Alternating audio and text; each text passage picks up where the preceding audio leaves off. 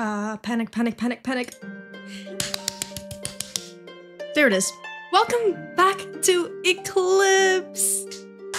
I might take my sweater off as we forward the game. But for now I'm cold, but I know I'm gonna get very spicy stimulator. Hi, pee-pee! I'm actually loving this. I couldn't help it. I was like, I need to play this game again. And like right now, because goddamn, the story is a lot more compelling than I thought it was gonna be. I already had high hopes, and it exceeded my hopes. The art, the writing, the story, I love it.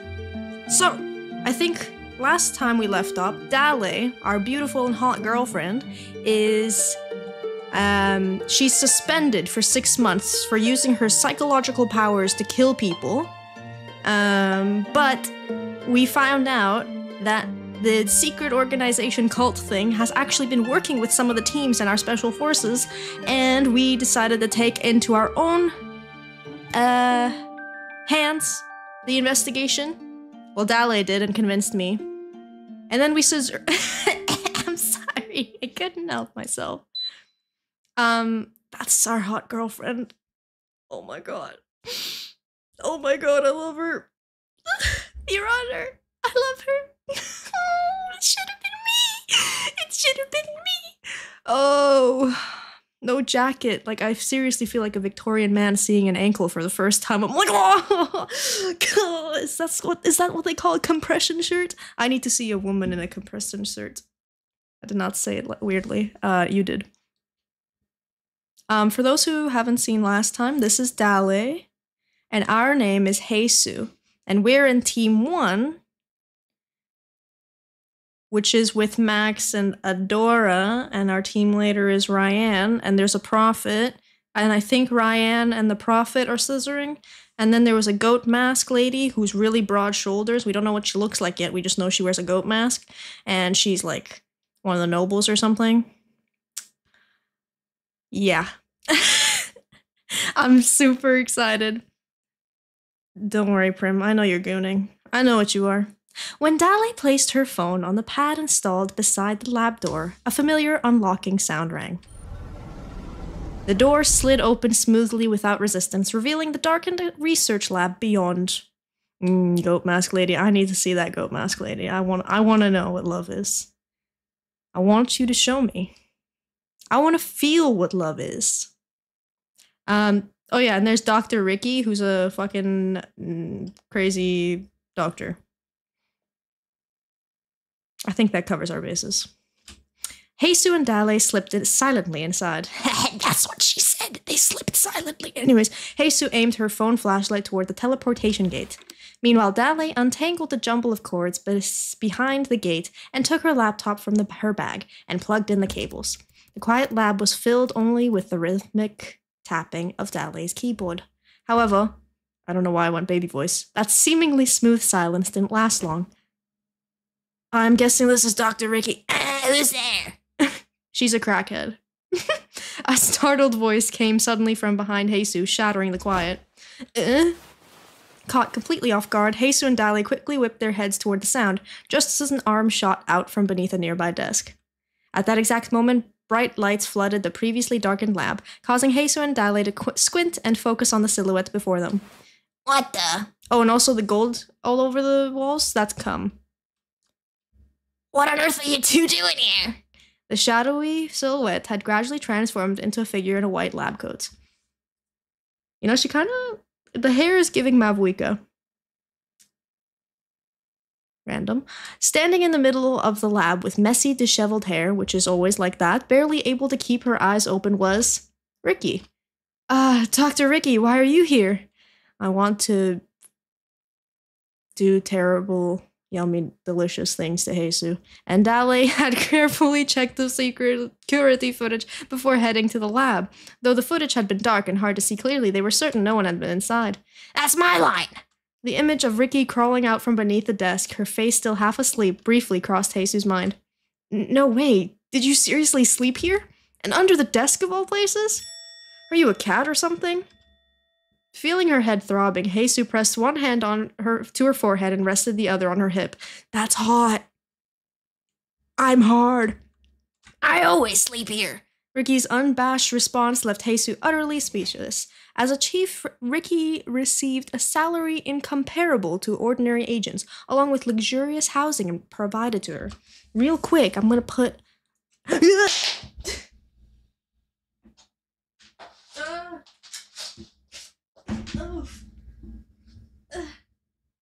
I'm fine. I'm gonna put lip balm on my lips because they're dry as hell and they got really dry after yesterday's stream, and also just to prepare in case one of these ladies decide to come out from the computer and kiss me, which I'm totally fine with. I'm gonna prepare my lips for that. I totally didn't drop it. That was my wiener because it's so big that it fell and made a very plasticky sound. I'm gonna stop right there. Why would you sleep here of all places instead of that nice mansion you have? Dale clicked her tongue as she glanced at the suppression device fastened around her arm. It seemed like she tried to use her hallucination ability on Ricky, but had been blocked by the device. Oh yeah, she has 2 months of suppression ability, part of her suspension. Hey, rub his hands together. What exactly are you two planning, huh? Ricky, radiating innocent curiosity, began circling around Heisu and Dale in a stark contrast to the previously tense atmosphere between the two. Why stop when you can keep going?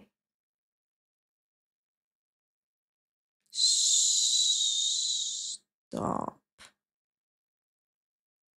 Where am I stopping? What am I stopping? Who am I stopping? What am I keep going? What am I going on to keep? Okay, enjoy your looks. Thank you. After orbiting them like a satellite, Ricky abruptly stopped. Upon spotting Dale's laptop connected to the teleportation gate, Ricky grinned widely, clearly grasping the situation. You two little rascals, where exactly were you trying to go, huh? Faced with the situation leaving no room for excuses, Heisu remained tightly silent. Heisu's butthole was tight.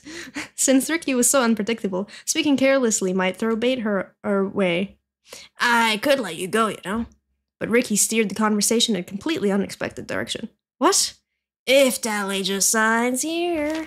As if she's been eagerly awaiting this exact moment, Ricky's eyes sparkled with excitement as she pulled a crumpled blood collection consent form from her pocket. Heisu is tight. Yeah, we gotta loosen her up, guys. I volunteer as tribute! Maybe I'll just kill her. Dale whispered into Heisu's ear. Since Heisu didn't perceive that as a joke at all, she quickly grabbed Dale's arm and shook her head firmly. Dale, let's just put the doctor back to sleep. Dale seemed to immediately grasp that by put her back to sleep, Heisu meant knock her unconscious. All right. As Dale briefly agreed, a viper-like smile flickered at the corner of her lips. Look at these two. Banging in front of me, right in front of my consent form. Ricky chuckled in disbelief at the pair, who weren't even attempting to hide their hostility. Just as Dale's hand began moving towards her, Ricky suddenly pointed her thumb over her shoulder. Now take a good look at that. At the end of the direction she indicated, her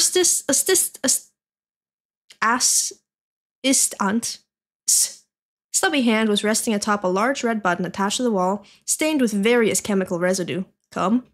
Lay even a finger on me and my adorable assistant will press that button without hesitation. Then alarms will blare throughout the entire building, and every agent sleeping in the living quarters will come running straight here, right?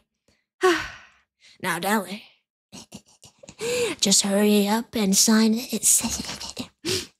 Ricky triumphantly straightened her shoulders, holding the blood collection consent form right in front of Dale's face. Dale clenched her fists tightly, clearly trying to suppress her anger, her expression growing increasingly grim. It's ASMR stream. I'm gonna stop. I don't like ASMR. Ricky, who usually stood no chance against Dale and always ended up defeated, seemed to have firmly seized the upper hand this time. Dale absolutely loathed physical contact with others. Unlike Heisu, who regularly participated in blood collection, Dale had never once consented to it. To ask someone like Dale for blood collection? Heisu carefully watched as Dale's expression darkened and then opened her mouth with clear resolve. Sorry about this, Doc. In an instant, the whip hanging from Jesus' left side sliced across the space and wrapped around the assistant's body. Guided by its elasticity, the whip swiftly returned to Jesus' side with the assistant in tow. When Ricky's gaze shifted from the wall to follow the whip, pulling her assistant along, in the split second that lingered like an afterimage, Ricky tilted her head, not yet grasping what had just happened. But that confusion only lasted a moment. You ungrateful wench! Repaying my kindness with betrayal! Shouting angrily, Ricky sharply kicked Jesus' shin. As Jesus doubled over with a yelp of pain, Ricky began yanking at Jesus' hair, like she was pulling stubborn weeds from a garden. Ah! That hurts! Stop! I'm actually kind of into this. I'm gonna cut. Ah! You! How dare you interrupt my work? Hey, you'd better let go of my assistant right now. Ah, Doc, you're gonna make me bald. Bald! With Ricky pulling at her hair with all her might, Jesus genuinely feared becoming bald for a moment. Yet she gritted her teeth and endured, hoping Ricky would soon calm down. That's enough, Jesus. Dale, who had appeared lost in thought, called out quietly to Jesus. Jesus lifted her head, looking up at Dale with tear-filled eyes from pain, her hair now resembling a messy bird's nest. Let go of it. They could have released the assistant and immediately knocked Ricky unconscious afterwards, but if that had been Dale's intention, she would have already done it herself. Since she hadn't, this likely meant Dale was about to grant the requested signature. Are you sure about this? Dale silently nodded her assent. Though Jesus couldn't quite understand why Dale had to agree to it, despised, she realized the assistant, following Dale's words. I'm not sure. I think I read it wrong. The moment the assistant stepped toward Ricky, the fingers tangled in Jesus' hair instantly slipped away. Standing next to Jesus, who was fixing her hair, Dale muttered, her voice dripping with venom, as though speaking to herself. The thing is, I'd rather kill her. You are serious, I see. It's more beneficial for us to cooperate with her than to knock her unconscious. Wait, then, are you really saying you'll do the blood collection? Right. Ricky, who had been indignantly complaining about Jesus' ingratitude just moments before, swiftly switched her attitude, her eyes sparkling with enthusiasm. You can't even see her eyes. Even so, you really don't have to do if you hate it that much. Jesus turned toward Dale, eyes filled with concern. Either way, it doesn't matter. Jesus carefully studied her face again, but Dale's expression was perfectly smooth. Her skin was so perfect, it just made me want to press a little peck on her cheek. Smell her skin, and her scent, and her neck. Despite using the same shampoo, your scent is very different. I like it. I'm gonna stop. Devoid of emotion like a porcelain mask.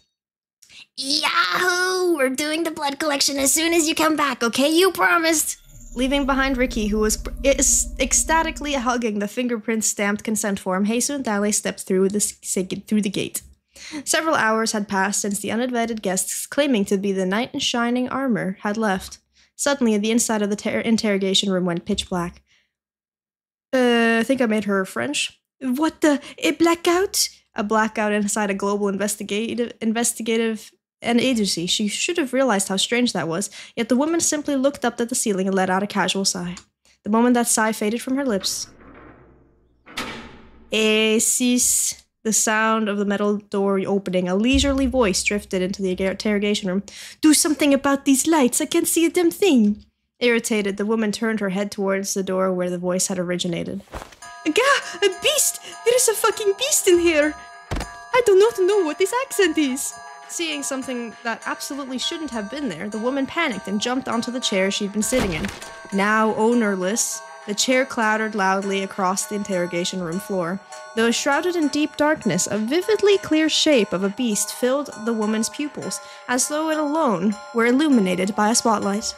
A body several times larger than a dog, fur sharply bristling all over, and viciously bared teeth. A hyena? What the hell is it doing here? I don't... Tee-hee! Giving off the foul stench of a rotting corpse, the hyena laughed ominously in a deeply unsettling way. Its short ears twitched eagerly, like it was thrilled to have found its prey. Help me! Please save me! Somebody, please! It's sounding Italian now.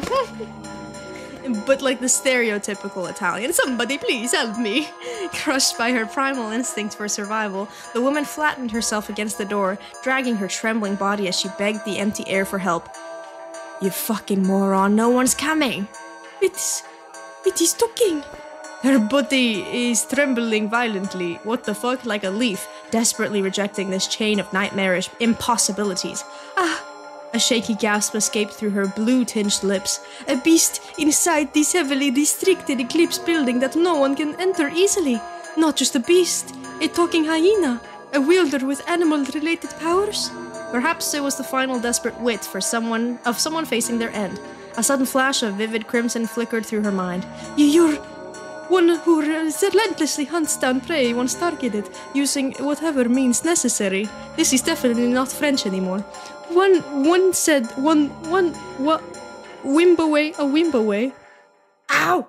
Said to have ascended a throne soaked in human organs and blood. The one rumored endlessly as our boss. Boss? Are you the boss? Their boss had never revealed herself to anyone, no matter how long one had served in the organization. Not a single member knew anything about her, not her identity, nor even minor details like her age or appearance. Minor details. It was foolish conclusion, drawn purely from instinct and extreme situation. Yet for some unknown reason, the woman felt absolutely certain her guess was correct. The hyena's unsettling smile vanished, and it stared calmly at its opponent, at its prey. There's no need for you to know. You're going to die anyway. Okay. Rip French lady. Italian lady. Max paced nervously in front of a door, anxiously biting her nails. She had been waiting for Heisu and Dale, intent on reprimanding them for the recent incident involving excessive force. About 30 minutes into her wait, the sound of approaching footsteps echoed steadily closer. Senior. Oh, Senior, The footsteps belonged to the very people Max had been waiting for. Max? Heisu. I'm a gooner. Heisu looked down at Max, seeming slightly... She's so tall. That's so nice. Seemingly slightly surprised. Then, noticing Max's unusual somber expression, Heisu appeared to realize exactly why Max had been standing in front of the room. Hold on. I need to wipe my glasses. I know, I'm revealing that I wear glasses, but I feel like I talked about it before. Usually, okay, I'm gonna do a little story time while I wipe my glasses, since I can't fucking read the screen with my glasses off. It's so bad. Story time. So I think my vision got worse. I'm going to the eye doctor soon to double check my vision. I was opening my last pack of contacts, like 2 weeks ago or something? Something like that? 2-3 weeks ago. And I was putting the first contact in, and then suddenly it just disappeared. It didn't go behind my eye because like the moment it touched my eye, it just vanished. Just vanished. I felt all over my face, maybe thinking, oh, it fell on my face. Nope. I searched on the floor with a flashlight for like 30 minutes looking for it. Couldn't find it. So I was like, damn, I guess that's a sign that I need to get an appointment at the eye doctor. Because maybe this isn't my right... I mean, I don't think it's my right prescription at all, actually. It's pretty blurry far away. I'm blind as a bat. Anyways, I'm hoping to get contacts soon because I've been having a really bad headache. And I think it's because of my glasses. Not because it's tight or anything, but I think because my glasses are a lot blurrier than when I wear contacts. Which is pretty bad because blurriness causes headaches. But today it's been especially bad. I've been so dizzy all day. And I know it's because I've been wearing my glasses long term. Like I'm wearing it 24/7. And usually like before, even if I'm not going... usually I would wear my contacts if I'm going outside or if I'm streaming. But if I'm not, I'd wear my glasses. But I couldn't do that for a while now because wearing glasses for the whole day gave me a headache. That contacts I didn't get a headache from, even if it was hard to see far away. So hopefully it's sorted when I go to the eye doctor, and then I can get a new pair of contacts, which would be great because I'm sick of wearing glasses. No, I never ended up finding it. Lost to time, fucking got no clipped into the back rooms or something. Literally, like, I changed my sheets and everything. Like, I've turned the place upside down.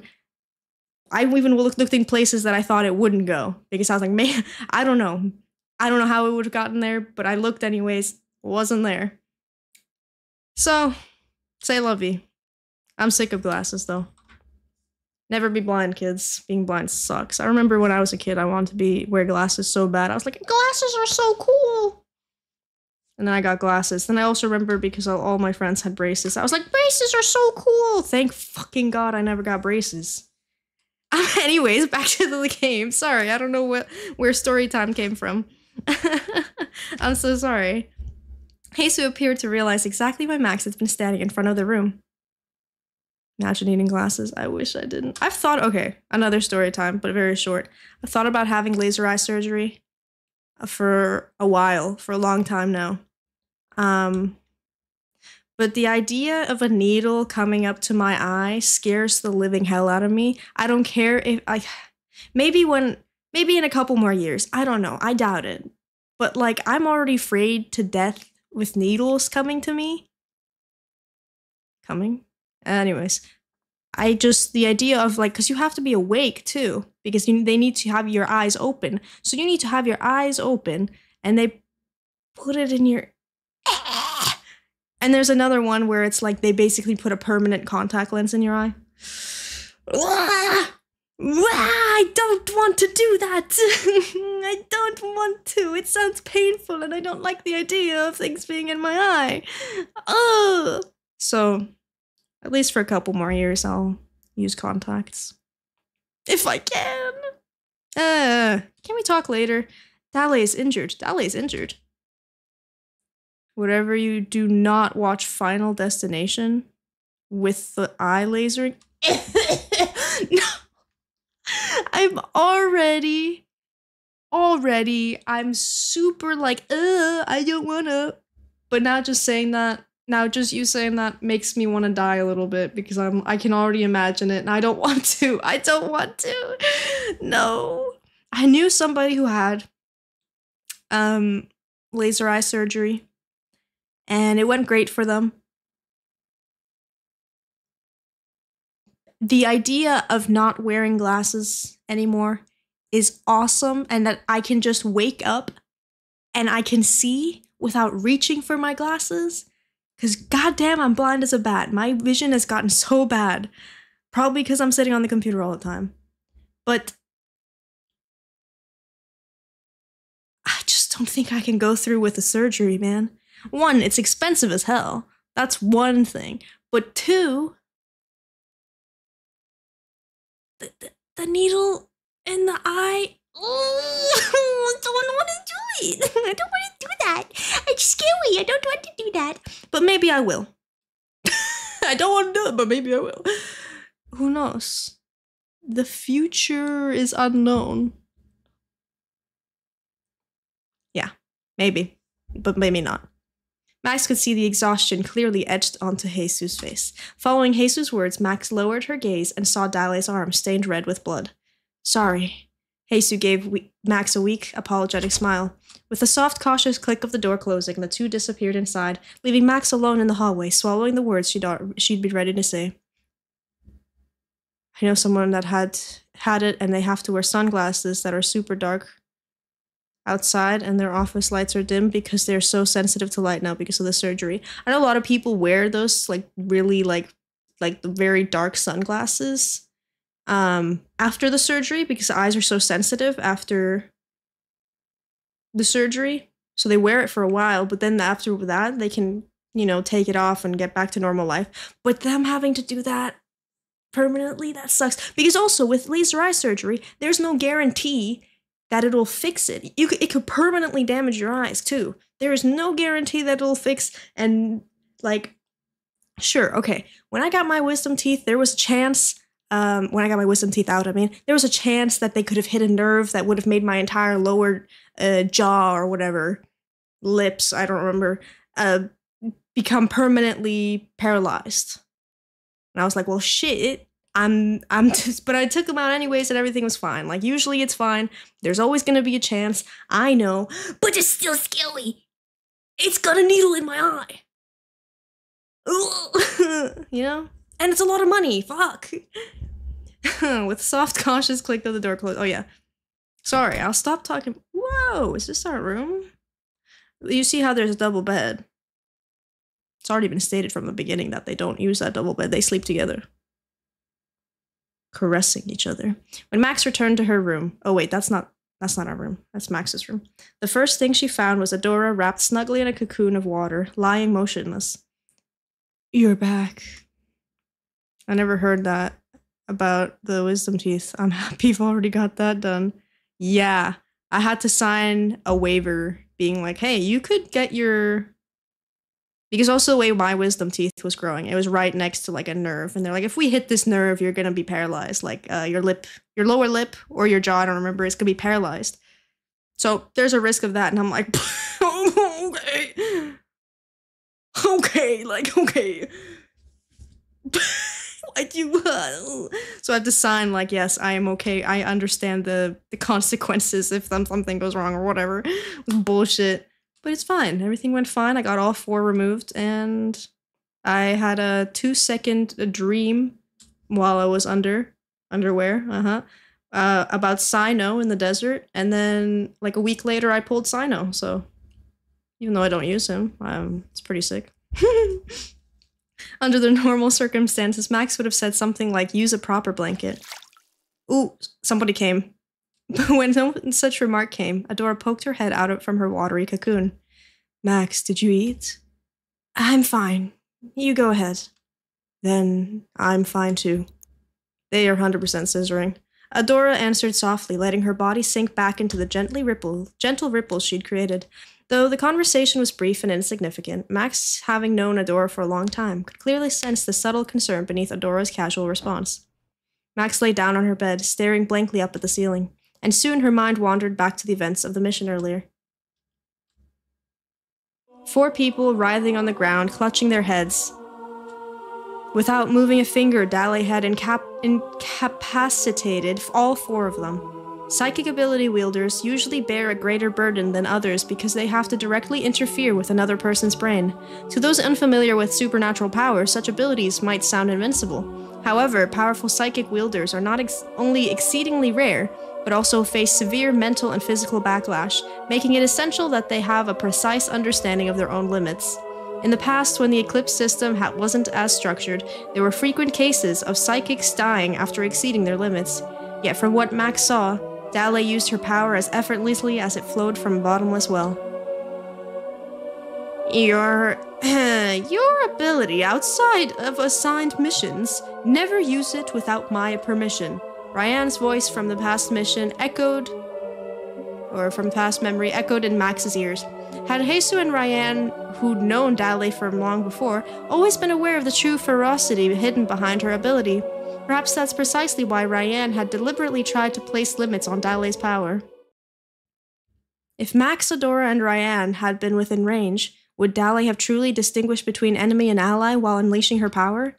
Sometimes, especially when it involves matter related to Hesu, Dale exhibited a cruelty Max found impossible to understand. Why does it matter if that survives? The black jacket, Dale. Dale's hair is longer, I think. Oh, I'm gonna... There was some news about injecting dental pulp stem cells into the eye to help the eye generation. Maybe 10 to 20 years, that might be another option to correct vision. More needles, yippee. But also, I guess there's no other way. That's actually pretty fucking cool. That's actually pretty cool. Did you guys see about those? It's so random, but did you see those mushrooms that can like... oops, I opened the calculator. The mushrooms that can decompose plastic. Interesting, am I right, guys? Why does it matter if that survives or dies? Do you really have to go this far? Among the faded memories, blurred and softened by the passage of time, Max closed her eye, recalling the voice etched into her memory like a tattoo. Oh, Max with short hair and both eyes? God damn. Disgusting. Max clutched her throbbing head, overwhelmed by the sense and emotions filling the classroom. Though her supernatural ability, Max could not only detect and differentiate each person's unique scent, but she could also sense the emotions emanating from them. In truth, even though she described it as sensing emotions, it wasn't nearly as precise as psychic-type abilities that could read someone's thoughts. That was really interesting research. Sorry for the huge block of text. I don't mind at all, don't worry. Don't apologize, you silly Billy. I don't mind at all. I mean, we're talking about stuff like this, so it's not like you're being off topic or anything, so don't apologize. Instead, it was more like using her sense of smell to detect either deeply ingrained emotions or those burning most strongly in the moment, akin to identifying a person's inherent body scent. To put it bluntly, Max's level of perception was only slightly higher than what an exceptionally perceptive person or experienced veteran agent might infer, though through careful observation. But back then, Max was young and foolish. As a result, she had greatly overestimated her own abilities. At Eclipse Military Academy, first-year cadets underwent practical field training in pairs, each paired with a third-year senior to gain first-hand experience. Shortly after enrolling at the academy, Max was assigned to field practice with Jesus, a third-year senior. God damn, I'm so rock solid. Nice to meet you. I'm Jesus, your partner starting today. If I was partnered with Jesus, nothing could hold me back. Nothing could hold me back. Jesus extended her hand towards Max, greeting her with a bright and cheerful voice. Upon seeing Jesus' sunny smile, Max felt a sudden surge of irritation. This clueless-looking idiot is the one everyone's talking about? Standing quietly next to Jesus, who looked as if a screw was loose somewhere, was Dale, gazing down at Max. If Dale was in my peripheral vision, nothing could stop me from racing towards her. I'm just saying. I need to be sandwiched right in between them. Like right there. You see that little gap between them? That's where I am. I've heard these two always stick together, but I never thought I'd see both of them at once. The famous seniors who'd never lost first and second place at the academy. Isis and Set, was it? What a joke. They gave off distinctive atmosphere, clearly setting them apart from others. From Jesus emanated a gentle scent, warm like a freshly dried shirt under the morning sun. In stark contrast, Dale reeked of hatred, though it wasn't clear who exactly she despised. It was a sharp, smoky odor reminiscent of the smoldering remains left behind a fierce fire that had burned everything in ash. They always say opposites attract, am I right, guys? And that's why they scissoring. I'm sorry. This isn't just I hate you level. Aren't you gonna shake it? Though spoken differently, the words carried a clear undertone of threat. I definitely did a very clear undertone of threat. When Max defiantly held her gaze without responding, Dale's eyes narrowed into thin slits. You're pretty shy, huh, Max? Before anyone noticed, Jesus suddenly stepped in front of Dale, seized Max's hands, and shook it herself. So annoying. Wait right there, I'll be back in a second. Jesus was helping an elderly woman carry her things. Annoyed by the sight, Max rejected Jesus' request to tag along. After confirming that Jesus had disappeared into the alley with the elderly woman, Max turned around and walked away without hesitation. Always acting like some cheerful goody two-shoes, even during training. We had no intention of playing a role in Jesus' little hero movie. What truly irritated her was how Jesus always behaved so naively, no matter the situation. It's not even that hard to track down some back alley thugs. The current field training mission involved finding leads on delinquents causing trouble in Bastet recently. Though Max's heightened sense of smell wasn't working properly because of all the various odors filling the street, I'm going to take off my sweater. Ow! I have a wedgie. Sorry. That was probably something you guys didn't have to know. Now you know. Hold on, I'm taking my sweater My sweater. My sweater, weather.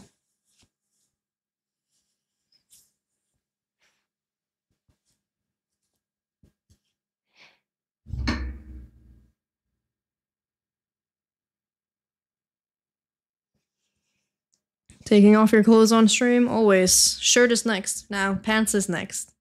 And then shirt. Without me, you're right here, aren't you? Aren't you in my wall? Aren't you that spider in the ceiling corner? Aren't you that dust particle that just went by me?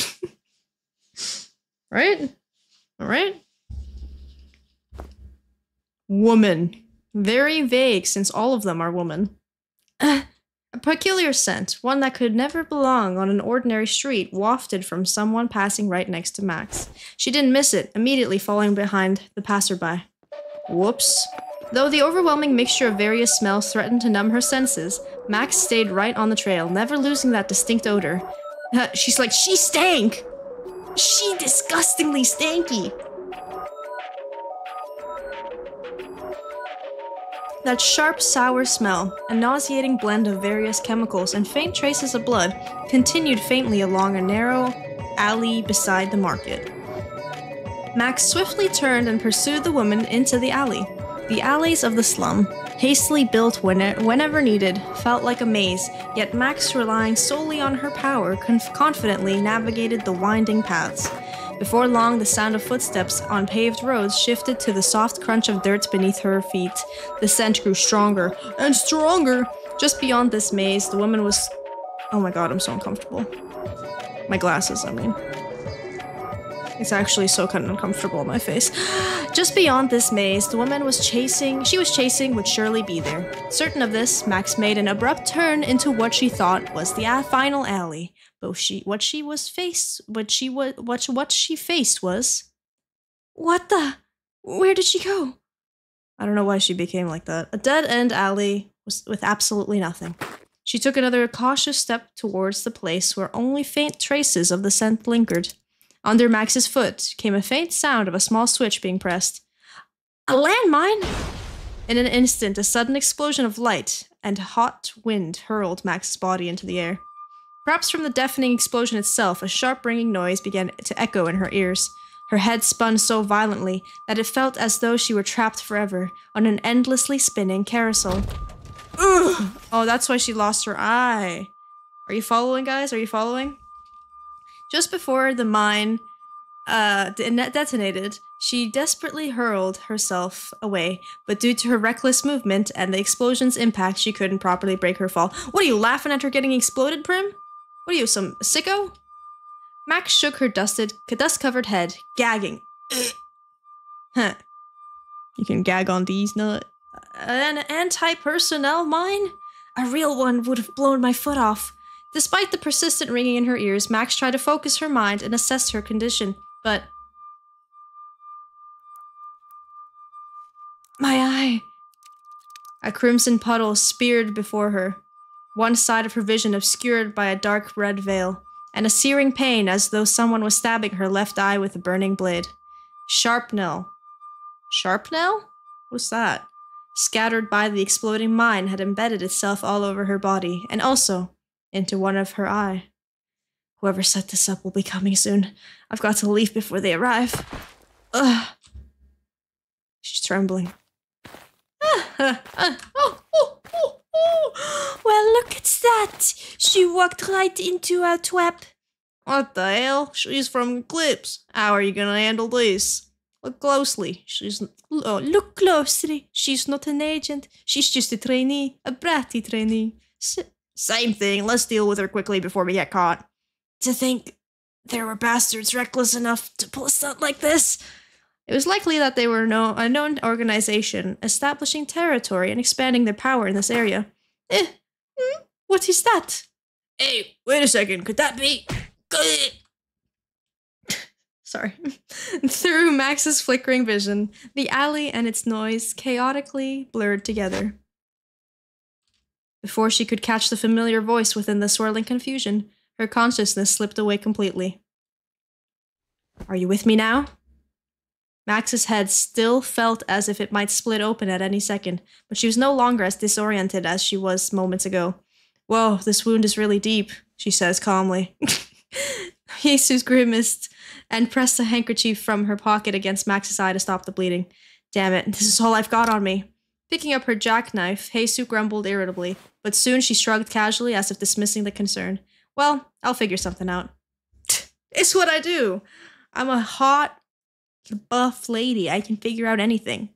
Can probably just punch your eye and it'll be back to normal. Cadets of the Eclipse Academy weren't full-fledged agents, so strict restrictions applied to them regarding weapons. Giving weaponry imbued with the supernatural abilities, the cadets who lacked proper control could lead to serious accidents. Thus, cadets typically received permission to carry weapons only during controlled training sessions on academy grounds. No teleportation gems either. Even the seniors? Aren't the seniors like the final year in academies or whatever? Why wouldn't they get it? Shouldn't they know how to use this before they become an agent? Anyways, it'll be hard to run. The others will be here soon. And they're armed with guns. The pungent scent of an angry woman's sweat and gunpowder was getting steadily closer. To make matters worse, the drop of blood dotting the alley in front of them practically served as a guiding path. Even someone as capable as Jesus would find it impossible to relocate Max while erasing all the evidence of their presence. Yeah, they were all armed, weren't they? I figured where they managed to get weapons like those. Normally, field training involved minor incidents with unpowered individuals, so pairing a seasoned third year with a first-year cadet posed no significant issues. But Jesus and Max had encountered outright outlaws. Out of all the people, they'd run into individuals who had absolutely no hesitation about killing others, and what's worse, Jesus had to deal with such enemies entirely on her own. Maybe it's because we discovered their hideout. They sure charged at us with murder in their eyes. Jesus deliberately spoke in a foolish manner, as if trying to lighten the mood. Oh, of course, there's no signal at a critical moment like this, huh? Jesus pulled out her phone and showed Max the screen that said no signal, flashing a weak, lopsided smile. This is my fault. At this rate, even if reinforcements come, we'll both be dead by the time they arrive. You should just leave me here. Before Max even finished her sentence, Jesus' expression had already hardened. I'm hardened. Sorry, this is not the right time. Sorry, guys, I can't help it. It's a natural reaction. Though Max had simply stated the likely reality of their situation, it seemed to trigger something within Jesus, who then parted her lips with a serious face. That's not gonna happen, Max. Jesus relaxed her previously tense facial muscles slightly, a faint smile forming on her lips, but despite her smiling mouth, her eyes held no warmth at all. It was such an uncharacteristic expression for Jesus, known as the incarnation of Isis, that Max felt a sudden, inexplicable unease, prompting her to examine Jesus' expression again. It's okay. Everything will... Jesus' voice faded to a whisper, preventing Max from hearing the end of her sentence clearly. Yet her face resembled a hungry predator, growling in front of its prey. She looked nothing like someone who was about to face gun-wielding enemies without even proper weapon. Someone had once given Max a warning. Don't ever make Isis angry. If Isis really gets mad. Isis. The classmate paused for a long moment, nervously swallowed, and finally said, She turns into a mad dog. She turns me into a mad dog. Arf, arf, arf, arf. Arf, arf, arf, arf, arf. Let me in on him. Max thought, are you barking mad? At the time, I thought it was just nonsense. Max had spent about a month, long in some ways, short in others, with Jesus, and not once had she seen Jesus actually lose her temper. No matter how irritating or provoking the situation was, Jesus would simply laugh it off foolishly. Every time she did that, Max wondered, does she seriously have zero ego? Could she seriously be this angry just because I'm hurt? That thought quickly led to the conclusion, if it's Jesus, then that's definitely checks out, leaving Max with a sudden urge to sigh. You and I, we're not even on good terms. Just wait here, I'll be right back. Jesus carefully pushed Max's wound form into a narrow, torn gap at the end. Wounded form, Jesus. At the end of the alley and gently leaned her against the wall. She even removed her own gloves and tenderly laid them over Max's hands. As the scent of armed individuals closed in, now within 300 feet, Jesus swiftly pressed herself flat against the wall beside the alley entrance on her left, silently blending into the shadows. The alley where Jesus and Max were located was barely wide enough for 2 or 3 adults to pass through side by side. The adjacent alley branching off to the left would undoubtedly be just as narrow. Concealed completely by darkness, because she's wearing black clothes, Jesus became as still and silent as if she'd melted into the wall itself. However, her bright yellow hair makes her like the sun. A moment later, the dark red muzzle of a gun cautiously poked its way into the alley where Jesus was hiding, soon followed by the face of an unfamiliar woman. Before she could take 1 step, or even 2 steps forward, Jesus' jackknife unhesitatingly sliced a clean horizontal line across the stranger's face. A sharp scream echoed alongside an unpleasant splattering sound as something hit the wall, filling the alley. My eyes!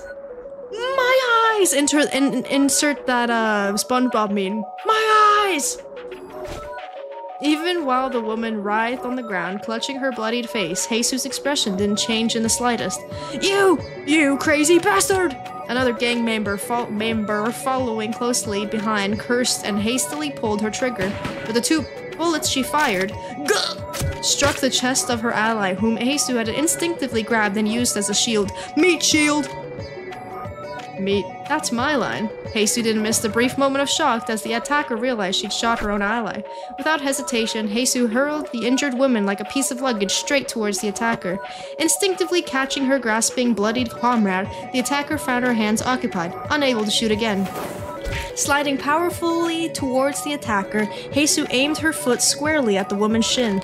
Crunch! What a dull, sickening crack, the bone twisted into an impossible angle. Delicious! A gang member collapsed.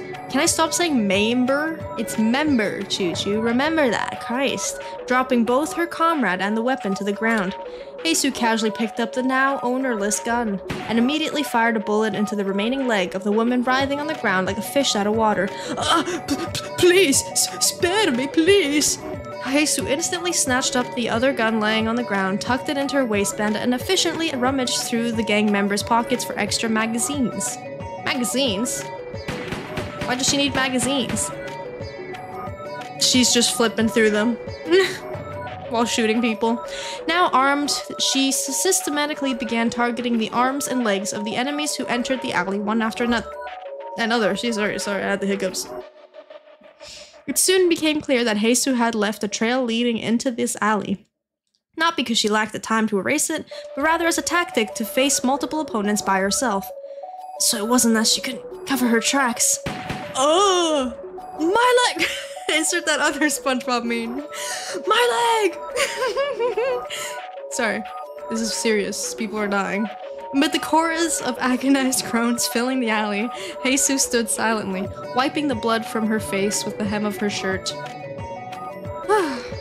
Exhaling briefly, she exchanged the magazine with precise, measured movements. Is magazine a synonym for something? Max could sense even more armed enemies quickly and closing in. Jesus seemed fully aware of that fact, yet appeared unconcerned and calm. She was incapacitating the enemies just enough to take them out of the fight. Even in dire situation where her own life was clearly at risk, Jesus had the composure to deliberately not kill her opponents. Against foes who kill without a second thought, she still has the audacity to spare their lives. Is that remarkable? Or arrogant? Or hot? I'm hard. Max's heavy eyelids finally gave in, unable to resist any longer. As she slipped into black, another foolish remark from her classmate surfaced in her fading consciousness. Hold on. 1 second.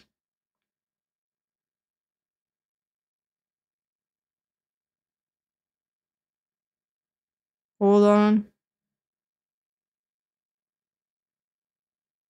Hold on. I'm dizzy.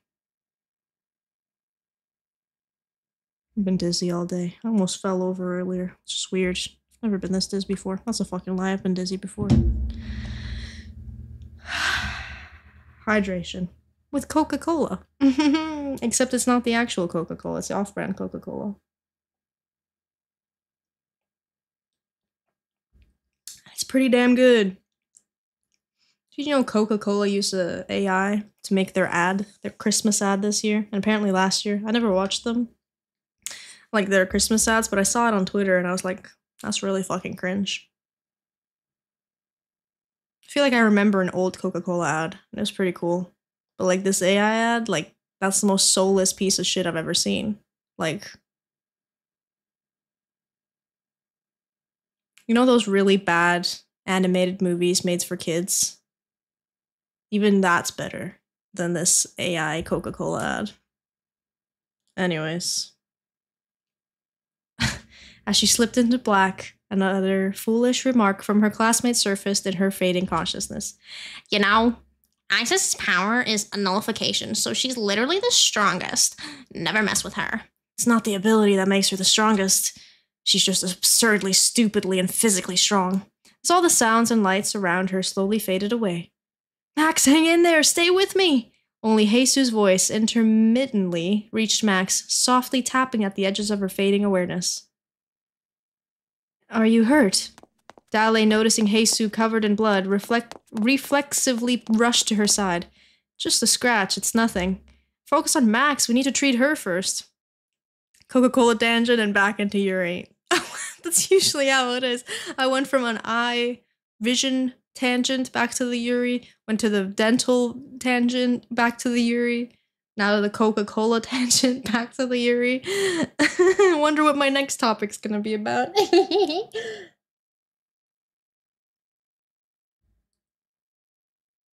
Don't buy Coca-Cola. Anyways.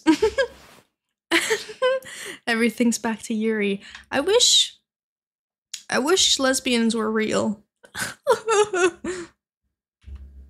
Nope, that's the wrong toggle. Oh, excuse me, ignore that.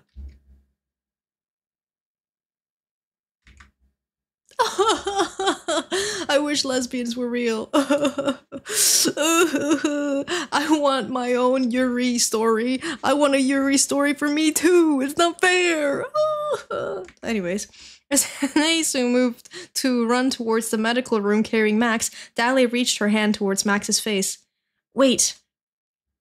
You waving at the lesbians to see if there's one in chat. Listen, I forgot my toggles, okay? I didn't mean to wave. Hey lesbians, how's it going? Are you real?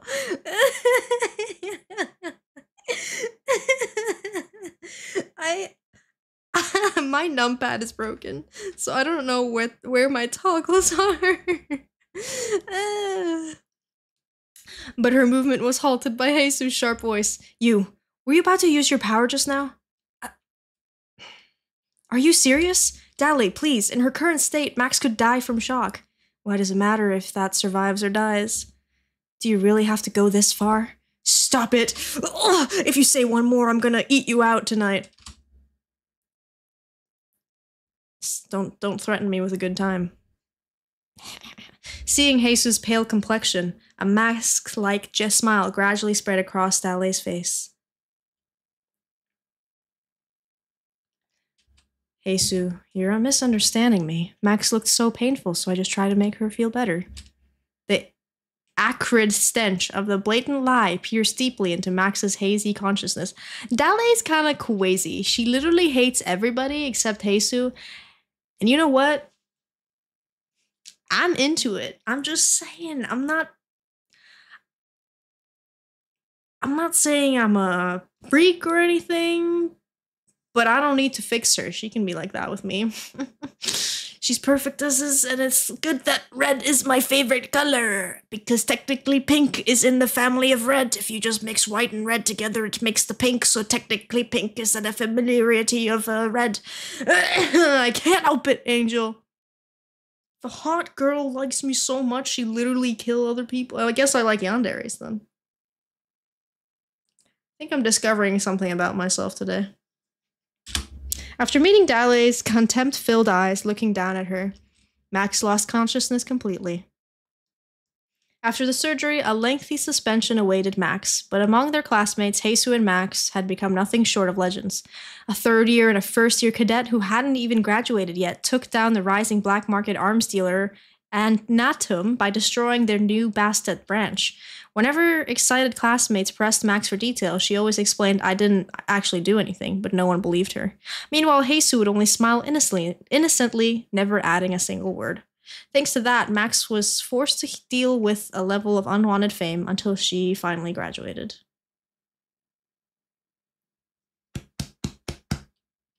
That's huge. Like my wiener. No one heard that, right? Max opened her eye again and looked up at the ceiling. You know, some of the people who confessed to Heisu ended up so messed up they were hospitalized in the psych ward. There were even rumors someone committed suicide, wasn't there?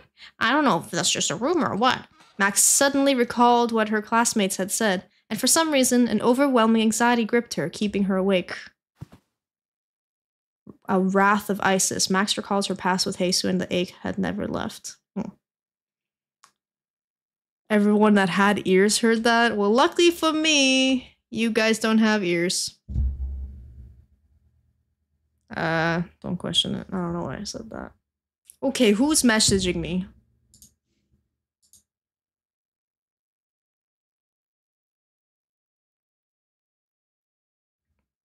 Congrats. Hold on, I'm getting messages.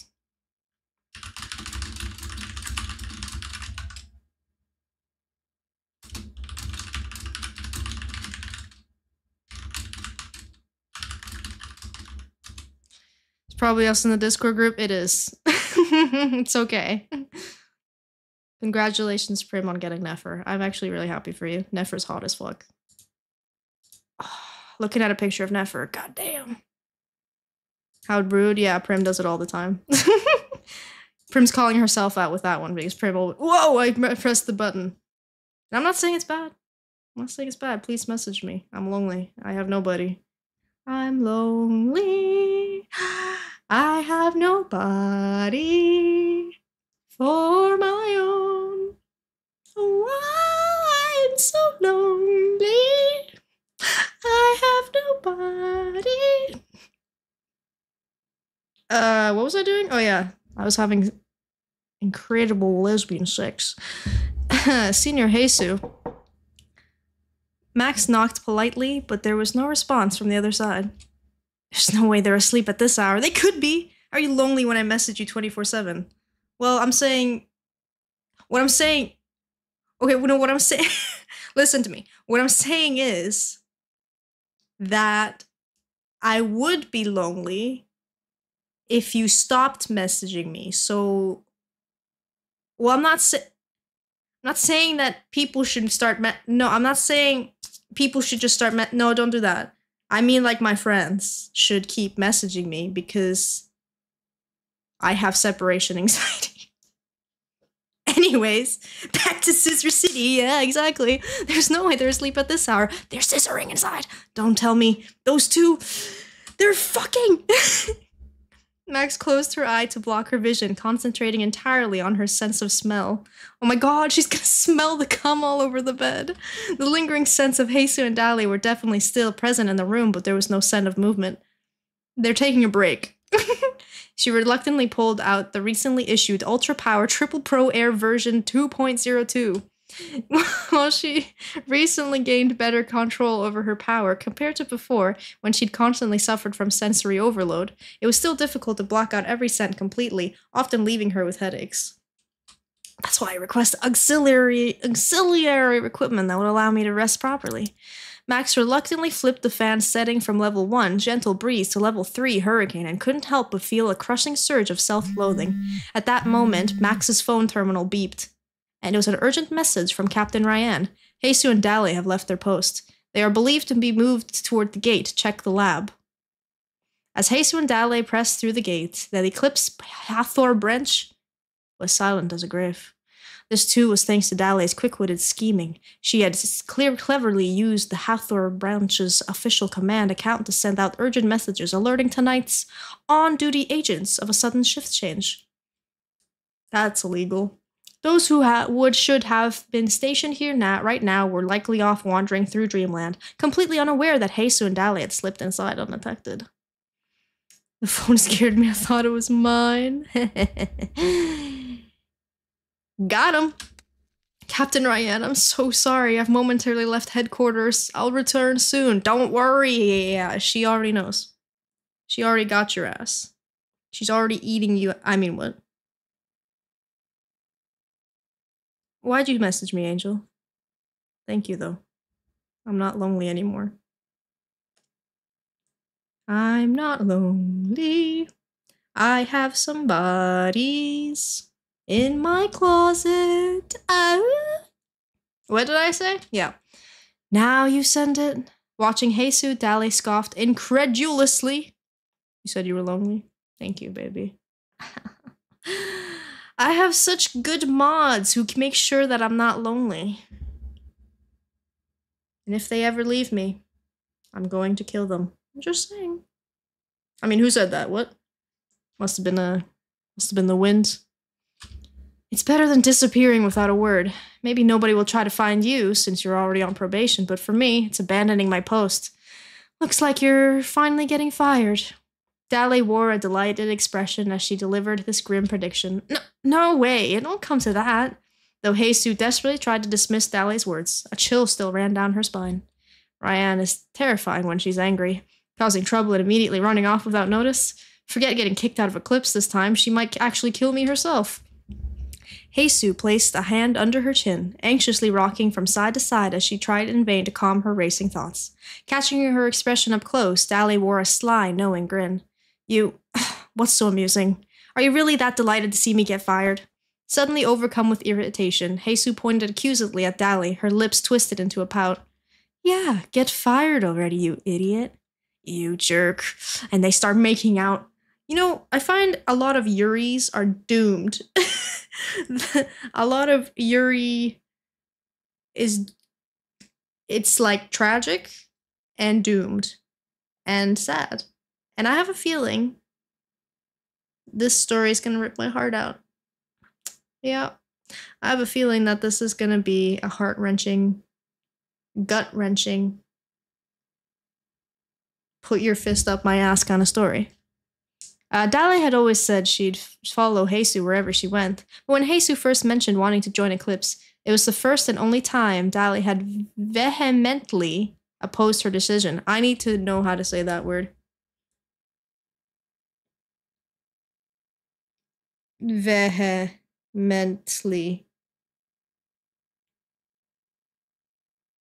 Hold on. Is in a forceful, passionate, or intense manner with great feeling. Vehemently. What? Vehemently. Vehemently. Vehemently. They're just making up words now, aren't they? There's no fucking way. Who uses that word? Who speaks like that? No hate for the devs or anything, I'm just saying.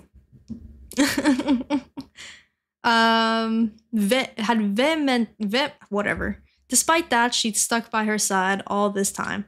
Yet perhaps in some twisted way, this current predicament might actually be to Dali's liking. Might not end at just being fired, but what's done is done. Let's move. With a slight curl of her finger, Dali fingered Heisu. Beckoned Heisu to follow. Just because the agents guarding the gate were absent didn't mean that Heisu and Dali, who had entered the branch without authorizations, were in any way safe. Ignore how much I stuttered there. Quickly, they slipped out of the Hathor branch before anyone else could spot their intrusion. Capital of Hathor, Gemelo. Gemelo. It's freezing. As soon as they stepped onto the street, an icy gust of air nipped sharply at Heisu's neck, almost like Dali did last night. Hathor maintained a perpetual autumn, and cold, dry winds picked up once night fell. Heisu theatrically shivered, shaking her entire body, then tapped the uneven ground, a surface that retained its medieval charm, with the tip of her foot. Despite being in the capital, most of Gemelo's street, apart from the main roads, were paved with rough, uneven stones. Still as empty as ever. Stutter Central over here. Reading is hard, man, okay? Reading is hard. Compared to Solar City's vibrant, sleepless nights, Gemelo felt like an ancient relic, as though they'd stepped backwards in time. Most of the shops had already closed, and the streets lay eerily still, devoid of any signs of life. Quickening her steps after having shallowed what am I trying to say? Slowed to take in her surroundings, Jesus caught up to Dale, who had already moved far ahead. There's nothing wrong with a stutter. If there is, I'm gonna kill myself. Prim, you were already doing that. You stutter for 1 second, you're like, I'm done, guys. Get me out of here. There is nothing wrong with a stutter. I think stuttering is funny. Not in a bad way, not in a menacing way, or not in a belittling way, I mean. I think it's cute. Unless it's me, then I'm gonna kill. Do we even have a destination? Dale offered a single terse. Terse.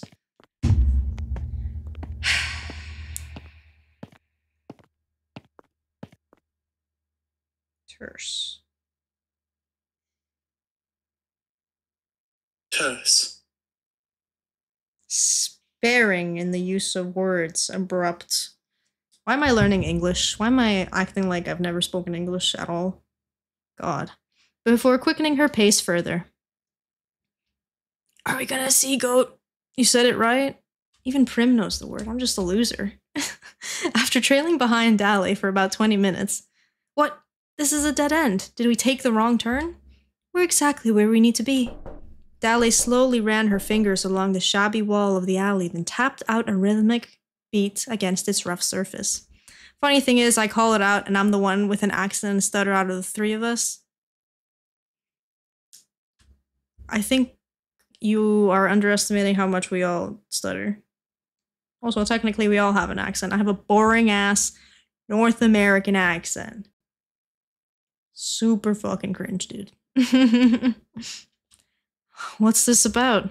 As a dull rhythm she had created faded into silence, a rectangular opening appeared on the wall, as if neatly cut out with scissors.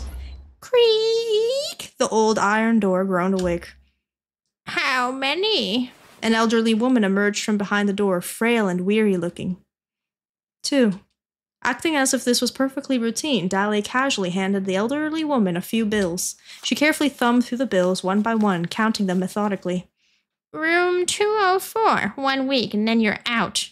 She pulled a key from her pocket and placed it in Dale's hand. The woman turned in perfect sync with the door, stepping aside to allow the guest's entry. Excuse us.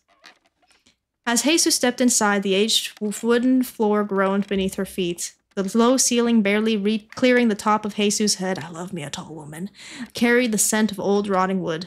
Turning slightly, she noticed a small wooden counter tucked beneath the staircase leading up to the second floor. An inn? A place where shady folks stay. Shady folks, huh? Sounds exactly like us. Jesus grinned impishly, resembling a child gleefully sneaking mischief. Mischief! Why did I say mischief? Unless that's how you say it. But I think it's mischief, because people usually say mischief. But it's written like mischief, because people say chief. But it's mischief. The wooden staircase struggling beneath Jesus and Dale's combined weight protested loudly with every creaking step. Having safely reached the top after climbing dozens of rickety steps, they saw a row of worn wooden doors lined up ahead. Dale approached the last door at the end of the hallway, room 204, and slid the key into the rusty lock, just like I slid the D into her. The door opened reluctantly, emitting an eerie creak reminiscent of some uncanny bird's cry. Inside lay a bleak room devoid of even a single ray of moonlight, furnished only with a small solitary bed pushed to the side. This bed is tiny. The moment the door swung open, Jesus immediately threw herself onto the stiff mattress. You could really hear the stiffness of that. You know what else is stiff right now? Dale stood silently, gazing down at Jesus sprawled across the bed, her eyes narrowing in subtle judgment, staring at her ass. That look, she definitely thinks I'm pathetic. Dale had often pointed out Jesus' habitual tendency to collapse dramatically onto any available bed. What? Feeling irrationally defensive, Jesus shot her eyebrows up in defiance. Dale answered Jesus' defensiveness with silence, her gaze lingering briefly on her companion's face before she finally parted her lips. There's something I need to confirm urgently. Let's split up for now. Alright, then when do you want to meet up again? I'll be back by morning. And here, key. Jesus instinctively snatched the object Dale tossed towards her out of the air. The key? What about you? I have mine. When you come back, knock like I did earlier and she'll open the door. Dale picked up a black robe from the room and deftly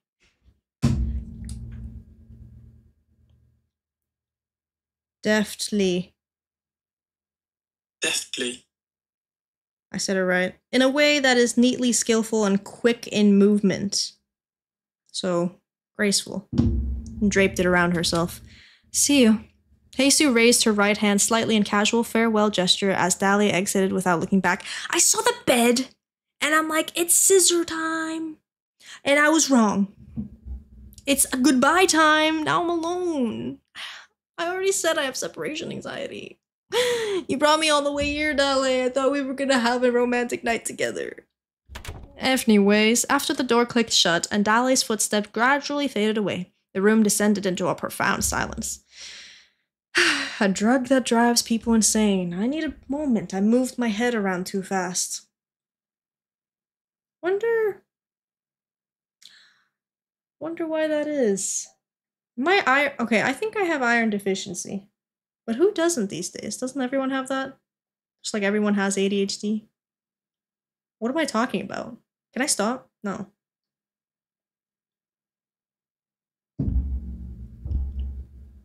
Yeah, why the fuck did I say that? Anyways.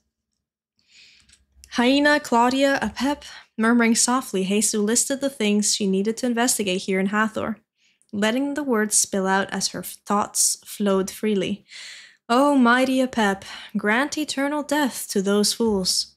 Jesus uttered the ominous prayer without realizing it and fell into a deep sleep. Tangent number 5. Yikes, I don't even know why. Ooh. I have to pee. So you enjoy this while I pee fastly.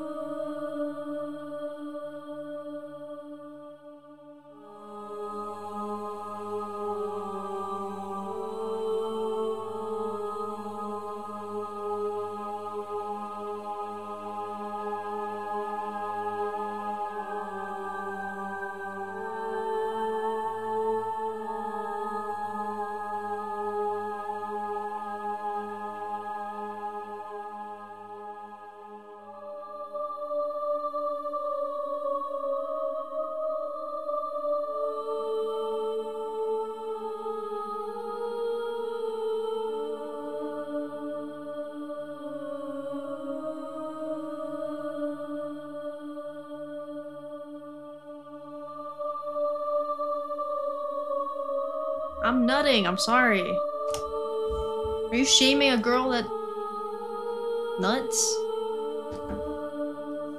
God. Sorry! Just washing my hands. I'm not stinky gross. Like men. I'm sorry. Looks like she's part of the choir and barely getting to the notes. I wouldn't be able to, man. Oh, another tangent. I biked and my crotch hurts.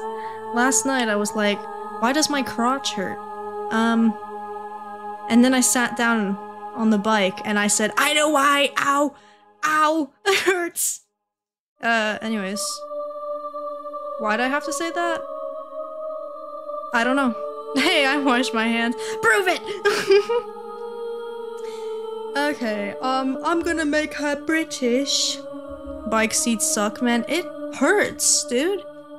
It hurts. Why are they shaped like that? It hurts so badly. It's so uncomfortable. And then it hurts. Because if you've been on it for more than one day and you sit on it again, ow, ow, ow. It's redonkulous, dude. Anyways. I must go. It's waiting for me. A voice filled with exhilaration slipped unbidden from Jesus' lips. To be precise, they were not words spoken by Jesus herself. It felt as though she were wrapped in someone else's skin, like being forced into ill-fitting garments that belonged to another, and unsettling discomfort creeping over her. Possession? A dream? Too vivid to be a mere dream, yet her body refused to obey her will. It was as if her consciousness coexisted with someone else's form, and still the emotions of this woman, the one housing her consciousness, were raw and crystal clear, as if Jesus herself was experiencing them firsthand. Moa, my daughter, please. Please spare me. Regardless of Jesus' will, her gaze shifted from the window towards the desperate voice. Two middle-aged women lay sprawled across the floor, their face drenched in tears. Moa. Like phantoms, their unblinking eyes stared relentlessly, bloodshot, veined red, like intricate spiderwebs fixed firmly upon Moa. Don't you dare call me by that filthy name. My name is... please, please don't do it to us. My eyes! My eyes! Ah! At the end of Jesus' gaze, the woman writhed and shrieked in excruciating agony.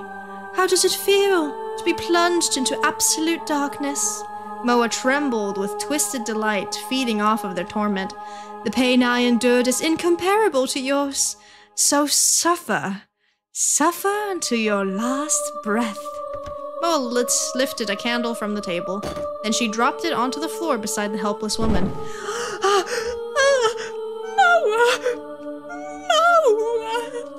The instant the tiny spark touched the dark liquid saturating the floor, stark scarlet fires surged upwards, as if it had been waiting hungrily, licking towards the ceiling. I've been, waiting hungrily, licking towards Dale. Next time I see Dale, I'm gonna make licking sounds. I won't. That's gross. I'm sorry. I was just saying. Though the woman seemed blinded, they immediately sensed the fire through the scorching heat and the ravenous cracking nearby. Moa! Ah! That sounded more like a cry of pleasure than the cry of pain, but they can go hand in hand, right? Turning her back without hesitation, Moa walked away from the piercing screams echoing behind her. You said you would, we know what you are. That's after stream, guys. I'm licking my screen after stream. The nauseating stench of burning flesh assaulted Jesus' senses, the horrible cries endlessly reverberating in her ears. Ugh. Disgusting. Even though only her consciousness remained, the acrid stench overwhelmed Jesus, nearly making her gag. Oh, it's been fun, sadly I gotta go to work. Oh no, baby! That's cringe as fuck. I'm sorry. I'm gonna give you one of these. One of these. Take care, Angel. Have a good day at work.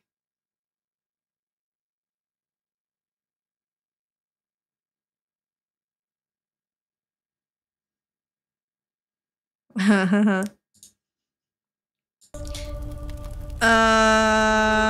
I miss something? Moa burst into ecstatic laughter as she watched the infernal scene. The mansion and every soul within it reduced to smoldering ashes. Bye, Angel. Have a good day. Bye-bye. Big kisses. Mwah, mwah, mwah, mwah, mwah. She seemed even to revel in a twisted sense of liberation. Just wait. I'll be there soon. Though through Moa's twisted lips, tinged deeply with madness, a sickeningly sweet, dreamy voice murmured. Drenched in sweat, Jesus shot up from the bed. In the room filled solely with the harsh rhythm of her own ragged breathing, she repeatedly clenched and unclenched her fist, desperately to ground herself in reality. Another nightmare. I felt that. Yeah. Sometimes nightmares are so bad. It feels real, you know? it feels like you're actually in it. I had this dream once. I was in this apocalyptic world, and I'm not going to go into the nitty-gritty of it because it felt so real that I remember practically every moment that happened in it. But basically, I was in an apartment building, an apocalypse happened. I was hiding in my apartment, and it was really stocked with stuff. And this was an apartment I lived in the past, too. That's why it felt more real. And then, you know, things were happening, and then people, like survivors, were coming into my apartment, even though I was like, no, it's my apartment. And then actual days, like 3 whole days went by in the dream. Like I actually felt the whole 3 days. And I was holding a baby, and like a newborn baby, and it was so warm in my hands, and I was staring at this baby, and I'm like, I knew it was a dream, but it felt so real, and I was staring at this baby who was so real in my hands, and I'm like, this is what my life is. I'm gonna be in this dream forever. Like this is my new reality because it's been 3 days. I can't wake up, and this is it. This is what it's gonna be. And then I woke up, and that was very fucking scary. Like, right? Yeah. Anyways, realistic dreams are very sucky. That's a fuck nightmare. Yeah, I had a lot of them. There was one I was in my bedroom, and there was this very, very tall figure with a mask. This white mask that was smiling towards me, but it was like a very tall figure, like picture Slender Man without the suit, and very, very like bone skinny and long hands. But at the end of the hands, it was like spikes, and it was staring at my doorway. And the only thing in my bedroom was my bed. So I was sitting on my bed, and I'm like, I want to leave my room. So I go towards this figure because it's standing at the doorway to leave the room. It swings its arm, because it's like a really long arm, like think of a whip. It swings its arm and slams into me, and it goes right into my back, and I fall to the ground, and I feel all those needles that was in that thing's hand all over my back. I feel the pain of it sinking into my skin, and then it lifting up, and I feel that that part where with the skin like coming apart with the needles, and then it swings again and hits me on the back. I was like in excruciating pain, and the only way that it would stop is if I went to go sit back on the bed. A sense of time passage sounds terrifying. It is. Feeling actual days go by in streams are fucking worst. Welcome back, Lich. Dreams are so scary. They seem so real, and even stuff that doesn't make sense seems so real. Literally. Stuff that you think wouldn't, like, it makes sense in the dream, but obviously saying it, it's like, oh, that doesn't make sense. But, like, you're there, and it's terrifying because you can't leave. Like, you just can't leave until you wake up, and you don't know when that is. Sometimes it can be short, sometimes it can be long. Oh, fucking hell, man. A chilling draft crept through the curtains, caressing Jesus' skin with a ghostly whisper, a cold, undeniable reminder that the nightmare had ended. It was already 11 p.m. when Jesus left the inn. I came. But now what? Sorry, I came outside. But now what? What should I do? Surrounding her was nothing but gloom and silent stone-built houses. Not a single place remained open, nowhere to even begin gathering information. Jesus surveyed the desolate streets. Even roads paved with a solid stone clearly showed the paths worn smooth by countless human footsteps. Yep. Jesus trudged slowly onward, following the stone's polish to a gleaming shine by generations of passerby. Yup. About 30 minutes later, she finally found herself stepping into a properly paved street. Unlike the deserted streets she just left, here she encountered a few drunken figures stumbling by. Instinctively, Jesus adjusted her steps forward the direction they had come from. After wandering through empty darkness, her eyes at last landed on a single place glowing brightly like a lighthouse amid the shadows. An old, weathered sign hung over the stone-walled establishment. Di Bella? Unfamiliar with the language of Hathor, Jesus murmured the name hesitantly. She grasped the old wooden handle and pulled the door open. Inside the small bar, perhaps no larger than 300 square feet, bustled with customers. Around 5 round tables stood closely packed, each crowded with 3 or 4 customers loudly drinking and chatting. A pub, huh? Jesus took the only available seat at the bar counter. 1 beer, please? After placing her order with the bartender, she took a quick glance around. The place bustled with animated chatter filled with people warmed by alcohol amid the lively chaos. Did you hear that? Someone else was murdered again. As Jesus As Jesus wet her lips with the beer roughly served before her, the conversation behind her caught her attention. Yeah, another chopped up corpse again.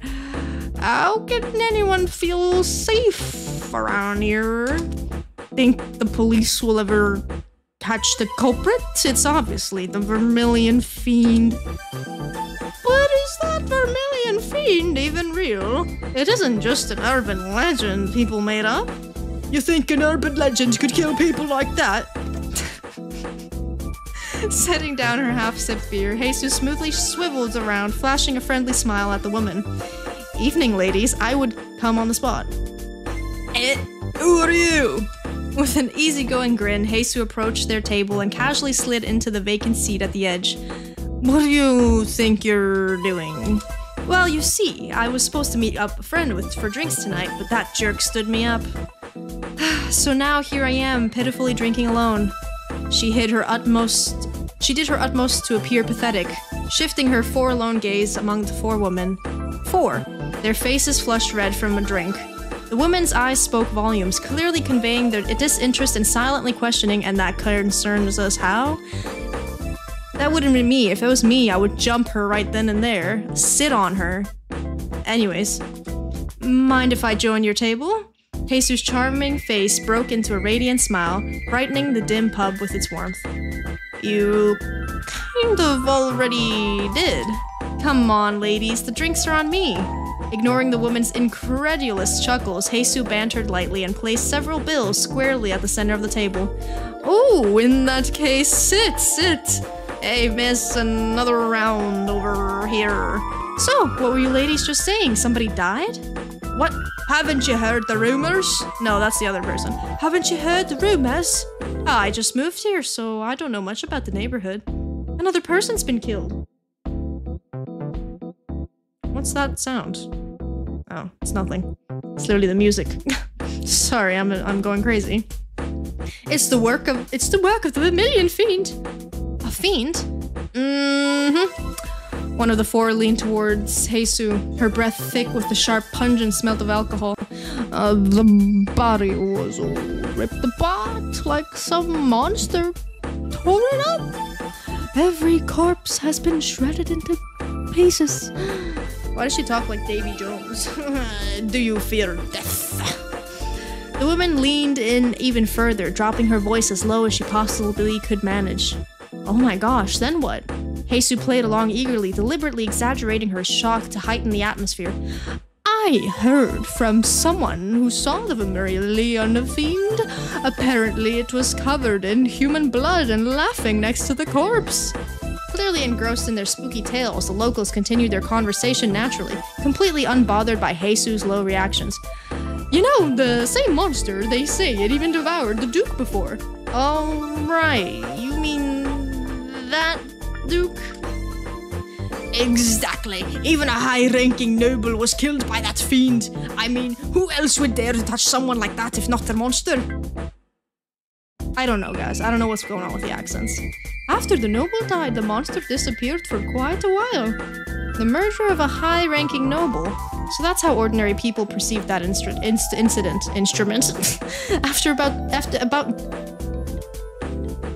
About 20 years ago, Duke Yana, the leader of the noble faction opposing the king, lost her life overnight. Not just the Duke, but her entire family, servants, and even her mansion were reduced to ashes in a devastating fire. Eclipse officially concluded the incident to be a purge carried out by the victorious king of Hathor's power struggle, intended as a grim display of power towards opposing noble factions, and thus conducted no further investigation. Eclipse's investigative authority extended strictly to incidents that threatened world peace or involved heretical groups. Any interference with internal politics schemes in foreign nations could potentially compromise the Land of Solar's stance as a neutral mediator. The Fiend devoured the Duke. For some inexplicable reason, Heisu found herself silently repeating those unsettling words. Since it ate someone with like a high noble, maybe the monster got full and stayed quiet for a while. And now it's hungry, so it's crawled back up. Visibly intoxicated, the locals could barely conceal their excitement, even as their storytelling veered increasingly into wild exaggeration. About the survivors? Are there any survivors who escaped the Vermilion Fiend? Heisu deliberately jumped into the conversation, hoping to glean from more information about the Vermilion Fiend and possible survivors. Survivors? Ugh, not a chance! If you encounter the Vermilion Fiend, it's one way to get to the hell. Could it be some ancient monster? I mean, the name sounds like something straight out of the First War. Ah ha ha ha! You're hilarious! Though that's actually not a bad point. Just look at how it tears people apart. Clearly no ordinary beast. Don't be ridiculous. You're telling me some ancient monster just poof showed up out of nowhere? Exactly. Sounds far-fetched to me, ladies. Maybe it's just some twisted serial killer. Oh, sure, at first everyone was freaking out, saying some ruthless murderer was on the loose, but it's been over 20 years now. And no matter how desperately they hunted, like chasing after rats, not a single clue, not even a strand of the culprit's hair ever turned up. Has it really been that long already? People have just kept dying ever since. This ain't something a human could do, you know? The hell, not hell, it's the hell. Are you trying to correct me while I'm trying to read, sir? You're gonna get banned. I'm doing my best here, okay? I'm misreading as hell and you're gonna like it. The Vermilion Fiend might actually be a gifted one. Heisu quietly drew her conclusion after listening to their conversation. In Hathor, only nobles possess supernatural powers. Maybe the police gave up because they suspected the culprit is a noble? Eclipse should have stepped in and investigated. I'm making fun of the text. Didn't it say the hell? But also, why would it say the hell? Because like, oh, it doesn't go that far up. So basically, if you missed something earlier, you're a loser. Because like, you're going straight to hell. You're saying that to somebody, you're going straight to hell. People don't usually say you're going straight to the hell. To the hell. Yeah, I don't know what I'm trying to. Frustration tightened in Heisu's chest. Unnoticed by anyone, she clenched her fist under the table. I thought it was funny how it said the hell, not just hell. Oh. Oh, you're silly. These days, whenever my kids don't listen to me, I just say the Vermilion Fiend is coming to get you. And they listen right away. Don't say that. What if it really shows up? Then what? We'll have no choice but to pray to Ra for mercy. You fool! Why would you, the great god, listen to commoners like us? Well then, at this rate, we're all gonna be killed by the Vermilion Fiend. It's terrifying. How are we supposed to live like this? But police patrols are completely useless. How could they ever hope to catch something like that? Heisu had hoped to gather more useful information, but clearly there was nothing left to gain from the conversation, drifting further into rumors about the Vermilion Fiend. Excuse me, ladies, I need to use the restroom. Feigning urgency by clutching her stomach, Heisu rose from her chair and slipped quietly out of the pub. Temperance. In restraint and harmony lies truth felt only at the edge of your something. I got an achievement because I'm actually really good at games. I'm actually really freaking good at games, guys. So... Yikes. I know you're silly. You're the silliest. I haven't even been close to being silly once in my life.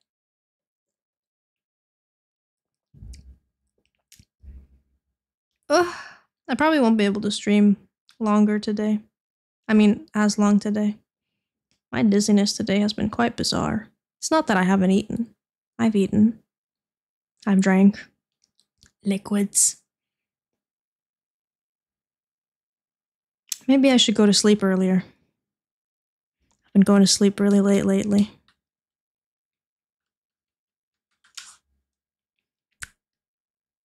I've been voted mayor. Max and Adora were permitted to use the gate to Hathor under the pretense of carrying out an urgent assignment from the Prophet. Can I see the Prophet? I miss the Prophet. The Prophet was hot. I would like to take a ride on that. It was several hours after Heisu and Dale had slipped away when they finally arrived at the Eclipse Hathor branch. Normally, if anyone requested to use the teleportation gate at such an early hour, Ricky would unleash a barrage of curses, regardless of who it was, treating them as if they'd murdered her mother. But this time, she opened the gate without uttering even a single curse. Though, in truth, she only did so after being severely scolded by the captain. Ryan, no, I didn't mean to. I mean, you know. Max briefly recalled Ricky's flustered stammering as she struggled through the call with Ryan. We're going after them right away, right? Obviously. Max and Adora claimed they were carrying out the Prophet's mission at the Hathor branch, but in truth, they were acting under Ryan's order. Locate Heisu and Dale and bring them both back as fast as possible. That was their actual mission. Max was fully prepared to do whatever it took to drag those two back with them. As they stepped outside the Hathor branch, a bleak landscape, still submerged in darkness, awaited them. Wait, Adora! In the dim streets awaiting dawn, Max, tracking Heisu's faint, lingering scent, abruptly grabbed Adora's arm. What's wrong? The stench of blood. It's overwhelming. And close. The instant Adora heard Max's words, she immediately raised her guard, eyes scanning their surroundings. Goat mask! Goat mask! Lovely weather today, isn't it? Damn it! Max didn't realize someone had approached until a hand rested lightly on her shoulder. Shoulder? There was no way to describe it. The scent had closed the gap suddenly. Reacting instantaneously, Adora moved even faster than Max. With a sharp hiss, the water needles she conjured sliced through the air, shooting straight past Max's back. Whoa. However, the attack struck nothing but air, splintering the ground as it fell. The blood covering her. I like... Why are we like this, Brim? Look! Her feet... I mean, like, look at the legs. They're like half there, half not. It's like she's a ghost. That's super sick. This is awesome. Attacking an ordinary civilian. You prove yourselves far more discourteous than I expected. The woman appeared less to evade the strike and more to simply vanish from sight for a brief moment.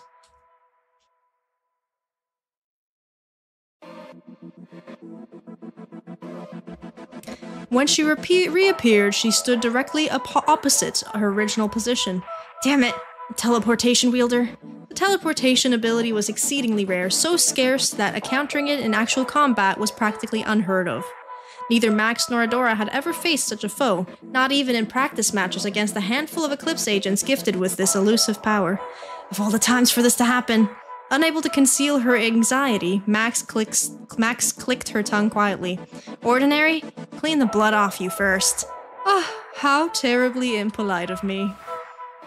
Gracefully, the woman removed her blood-soaked gloves and replaced them with a fresh pair. Her pristine white suit, thoroughly drenched in vivid crimson, made the act of merely replacing her gloves feel disturbingly incongruous and oddly surreal. Max, she's a noble. Yeah, I could tell. In Hathor, the rank of noble could be easily discerned by how elaborately they decorated their masks, and upon noticing the meticulous craftsmanship of the goat mask, Max's expression hardened into a deep frown. She must be a count at the very least.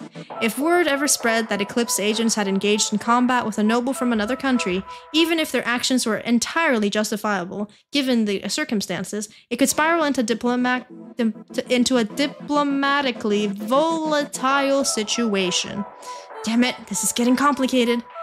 Well. Insert a picture of a well. Perhaps reading Max's internal frustration from her expression, the woman let out an amused, elegant laugh. Please do not regard me with such hostility. Agent Max, Agent Adora. Despite the concealment of her features beneath the mask, Max could only vividly picture the sinister smile spreading across the woman's lips.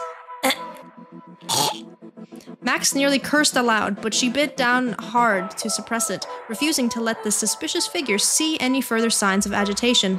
Max, Adora quietly called out her name. Even Adora, who usually carried herself with such effortless composure, seemed ever so slightly unsettled by the unforeseen turn of events. How in the world does she know about us? She appeared the moment we arrived in Hathor. Coincidence? Impossible. A noble of Hathor recognizing the name of a mere agent like me? Absurd. My. The sound of your wheels turning is practically deafening. The woman lightly tapped her temple with graceful indifference. I've no intention of ending your lives. Just yet. There's no need for such vigilance. Her voice brimmed with playful mischief as she shrugged her shoulders lightly, the goat mask subtly tilting in mock innocence. Just yet? Max scowled, clearly provoked by the woman's subtle taunt. If she's trying to provoke me, she's definitely succeeding, but still. For now, it's important to keep the conversation going and figure out what she's up to. Max shot Adora a quick glance. Instantly grasping the unspoken meaning behind the small gesture, Adora silently stepped sideways, circling around to form a strategic flanking position around the woman. Wouldn't you be wary if you were me? Had I wished to kill you, your throat would have been slit long before I greeted you. Fine, then what's your objective here? Objective? I was simply taking a leisurely stroll when I noticed some delightful acquaintances and decided to offer my regards. The woman tilted her goat mask head slightly, as if puzzled by such a dull and tedious question. The instant Max blinked, the woman vanished from sight, dissolving like a mirage before her eye. At the very moment, a fierce gust shrieked behind Max, slicing through the air with a violent force. Whipping her head around, she saw the gleaming blade appear suddenly, hurtling straight towards her. Max barely avoided the attack by swiftly leaning backwards, but the blade, darting into her blind spot, sliced sharply across her cheek. Quickly regaining her balance, Max immediately aimed her gun and fired at the woman. At the same time, Adora's needles of water poured down upon her like relentless rain. In an instant, the woman had retreated from Max, still entirely unharmed. Damn it! A second later and I could have lost an eye. My other eye! Max swiped the blood trickling down her left cheek with the back of her hand, going straight for my eye deliberately. One nasty personality. Hold on, didn't you say you weren't planning to kill us? I said I wouldn't kill you, per se. Casually spinning the knife between her fingers, the woman replied with unsettling composure. What a joke. With dawn slowly breaking, the woman's shadow stretched long and menacing, seeming almost to reach out towards Max. Max glanced down at the shadow rippling at her feet, then exhaled softly. Adora. The brief respite was over. Quickly regaining her composure, Max called out to Adora. If it were teleportation, her scent would have disappeared abruptly, and then instantly reappear somewhere else. But this scent, it's filling the entire area. More specifically, it's emanating directly from beneath our feet. Adora followed Max's gaze downward, her eyes falling on the woman's elongated shadow. She kept appearing behind us. The scent at our feet, the constant ambush from behind. Turning her back in the umbra that stretched out behind her, Max declared firmly, It's shoot, a shadow ability. The woman spread her arms wide and applauded theatrically. My, you're far more perceptive. I just misread all of that. My, you're far more perceptive than you appear. Save your flattery. Judging from her composed demeanor, Max's deduction was spot on. The enemy undoubtedly possessed a shadow-based supernatural ability. Yet despite having her secret revealed, the woman's tranquil expression showed not the slightest trace of agitation. Arrogant bastard. Does she not care that we figured out her ability? You remind me of someone I know, Agent Max. Perhaps that explains why your presence irritates me so. The goat mask gazed thoughtfully down at the blade stained with Max's blood. Perhaps it would be wiser to simply kill you now? The woman turned towards Max as if genuinely soliciting her opinion. You're seriously asking me whether or not to spare my life? Max scowled deeply at the woman's attitude, her nonchalance and leisure evident despite facing 2 Eclipse agents. Let's knock her into the air first. Max would force their opponent into the air, giving Adora an opening to trap her with her supernatural ability.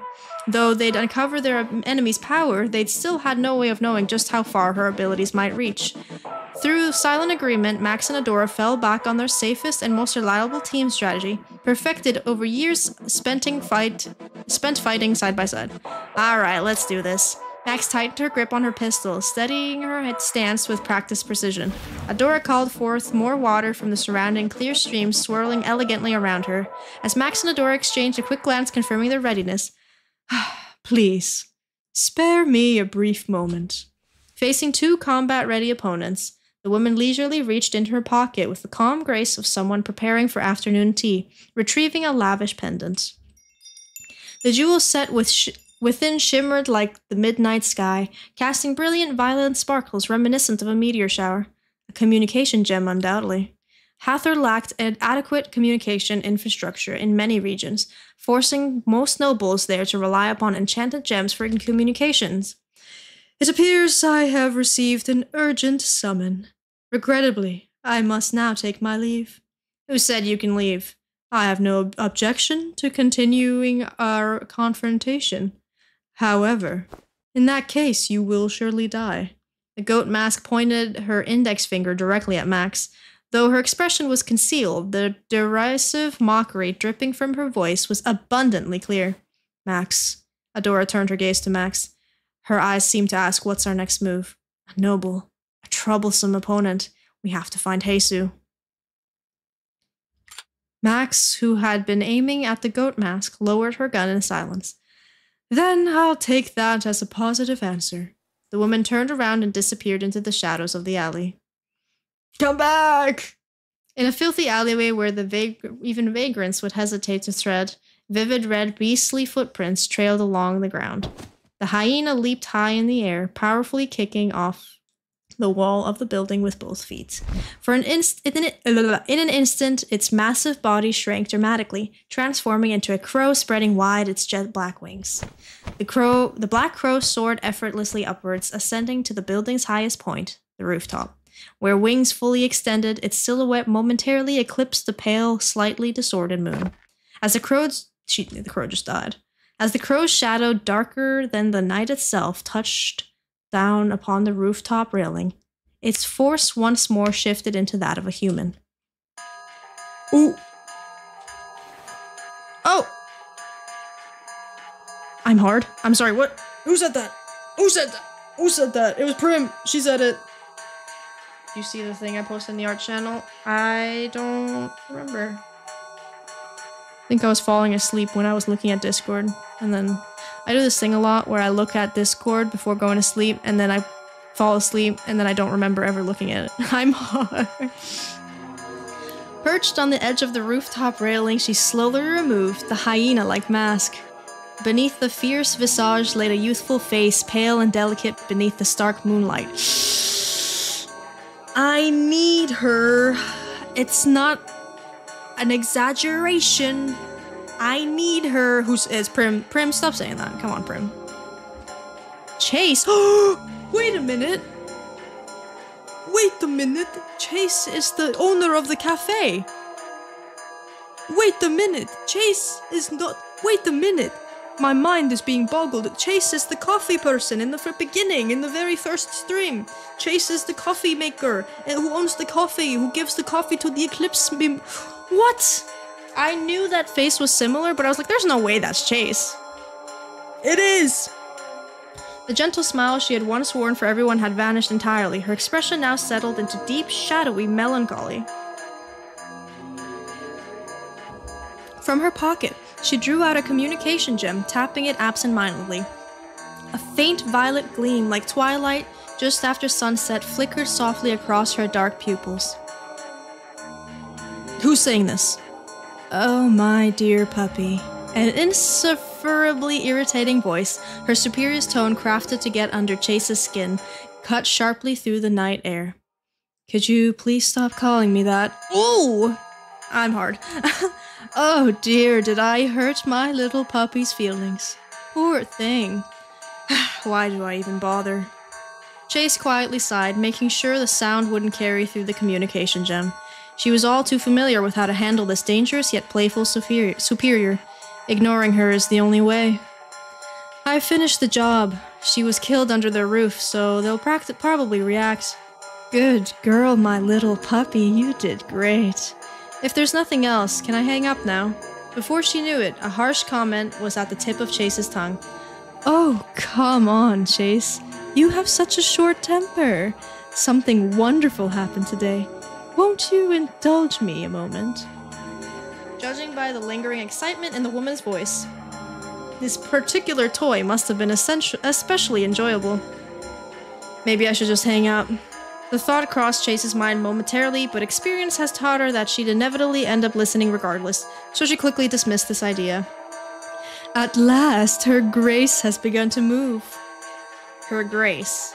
There was only one person in the world whom her superior ever addressed with such reverence. The elation audible in her superior's voice was an unmistakable signal that the end was rapidly approaching. The festivities will soon commence. Make haste and return at once. Understood. My obedient little puppy? My obedient little puppy is simply adorable. Click. This time, Chase ended the communication without an ounce of hesitation. Could that condescending attitude merely be a facade hiding a darker intention, one bent on forcing her into submission? Chase had absolutely no intention of indulging her twisted whims. No, perhaps she doesn't even have any intent at all. Shaking her head slightly, Chase corrected herself. Yeah, that's the most annoying part. She stirs people up with zero purpose. Chase understood deep in her bones that beneath the woman's perpetual pretense of carefree amusement lurked a dangerously volatile nature. She's been like that ever since the first day we met. Whoa! Ah! I'm hard! Well, don't you want to have a little more fun? I love this! I'm in woman heaven. Come, follow me. That woman is nothing short of a serpent poised to devour the world. Even though I know that. If I hadn't followed her that day, all of this is just meaningless what-ifs. In her ink-dark eyes, drained of all emotion, the brighter expanse of the night sky quietly reflected back. Chase's life had truly been nothing short of hell. Like most commoners in Hathor, mere survival meant toiling endlessly, day after day, just to earn scraps enough to stave off hunger. But Chase's existence has been even more wretched and pitiful than most. She and her mother, her only living kin, had lived lives hardly better than slaves. To fill their starving bellies, they scavenged half-eaten scraps discarded by others, and with no proper place to sleep, they clung desperately to each other, relying solely on the warmth of their intertwined bodies to endure the bitter cold. Chase's mother had wandered ceaselessly from place to place in search of employment, yet no one offered her any. People whispered cruelly that Chase's mother had committed a grievous sin of coveting noble blood. It was said Chase's mother had once served as a servant to noble household for many years. In Hathor, nobles meticulously safeguarded their sacred power by intermarrying only among themselves, maintaining the purity of their divine blood. Ew! Incest! Thus, to share their blood, their divine authority, with those considered beneath them was an unpardonable taboo.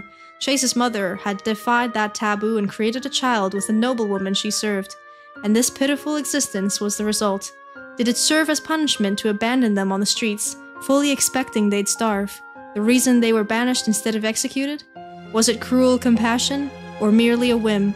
Neither then nor now did Chase have any way of knowing. Chase, you carry noble blood within your veins, my child. The blood of Ra herself. So don't worry, someday they'll come to accept us. She repeated those words like a mantra, perhaps hoping they would plant a seed of hope in Chase's heart, a will to live. Yet her voice, drifting a dream-like from her parched lips, did nothing to ease their suffering as they starved and trembled helplessly in the biting cold. Ra, oh great mother, deliver us from this misery. Whenever the crushing weight of their painful existence grew too heavy, as though squeezing a festering wound, her mother would sob softly, calling upon God. Each time, Chase would embrace her frail mother as tightly as her small, trembling body allowed. The year Chase turned 7, her mother departed this world, leaving her completely alone. Chase had thought bitterly, Mother died because she was weak, because she placed her hope in the woman who abandoned her, and because even until her very last moments, she relied on the God who didn't even exist. She died because she failed to save herself. There was no God in this world. No one can save another's life. Entrusting your fate, your very life, to another is proof of weakness. I'll survive, or die trying. Despite Chase's steely determination, she was far too small, too helpless to protect herself. I'm so hungry. She was ready to do absolutely anything necessary to survive, yet even that was cruelly denied to her by this harsh world. As she lay collapsed in the grimy alleyway of the slums, something darted rapidly across her fading vision. A rat.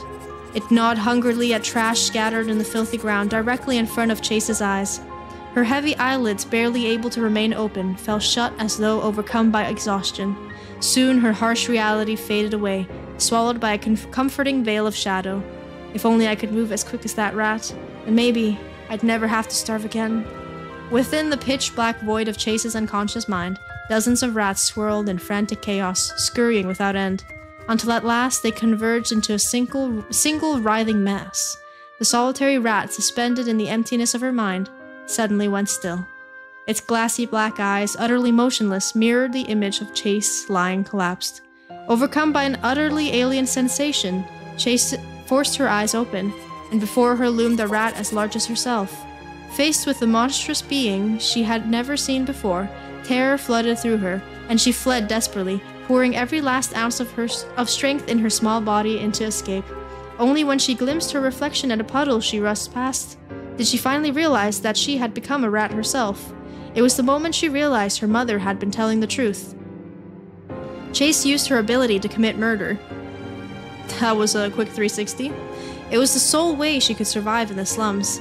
In this cesspool of a world, hierarchy ruled supreme, and people would stop at nothing, even murder, to secure their dominance.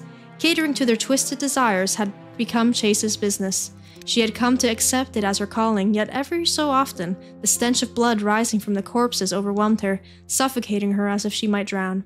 And in those rare moments, for reasons she could never quite explain, Ra, our great mother, deliver us. She vividly remembered her mother's voice crying out to God. If God truly exists in this world, then what is this filth at my feet? Chase thought bitterly, staring at the corpse sprawled before her like discarded trash. Is this garbage one of God's so-called creations? If those noble bastards truly carry the blood of Ra, are they supposed to be her perfect creations, and someone like me a defective failure? Is that why everything around me reeks constantly of rot? In streets overflowing with the filth of God, societies discarded, and wretched refuse gathered around Chase. At only 15 years of age, Chase ruled supreme as king of the slums. Hello there. So Chase can turn into animals. Yeah, she's a shapeshifter. Look at this one! This is quite the intriguing character, and that I'm quite excited about. Yum, yum, yum, am I right? Yum, yum, yum. Hello there. The woman who casually addressed Chase was unmistakably a noble, dressed in impeccably tailored high-quality attire.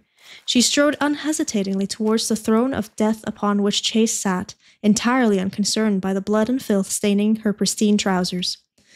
And what exactly brings a noble lady to such a wretched place? My name is Harold. A normal name. You must be Chase, correct? Chase found herself thoroughly irritated by the sheer arrogance of this woman, who spoke exclusively on her own terms without waiting for a reply. Still, she silently assessed her, wondering if perhaps she might become a lucrative client. Harold stomped carelessly on the corpses beneath her feet, smiling with childlike innocence. Well, don't you want to have a little more fun? Come, follow me.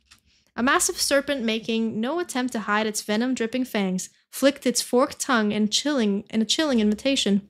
Chase's finely honed instincts, ever alert to threats against her survival, screamed urgent warnings of danger. Yet, as though helplessly yielding to a destiny stronger than instinct, Chase reached out and clasped the hand of the woman extended towards her. Hey, if that woman came up to me and said, come, I would also come. Sorry.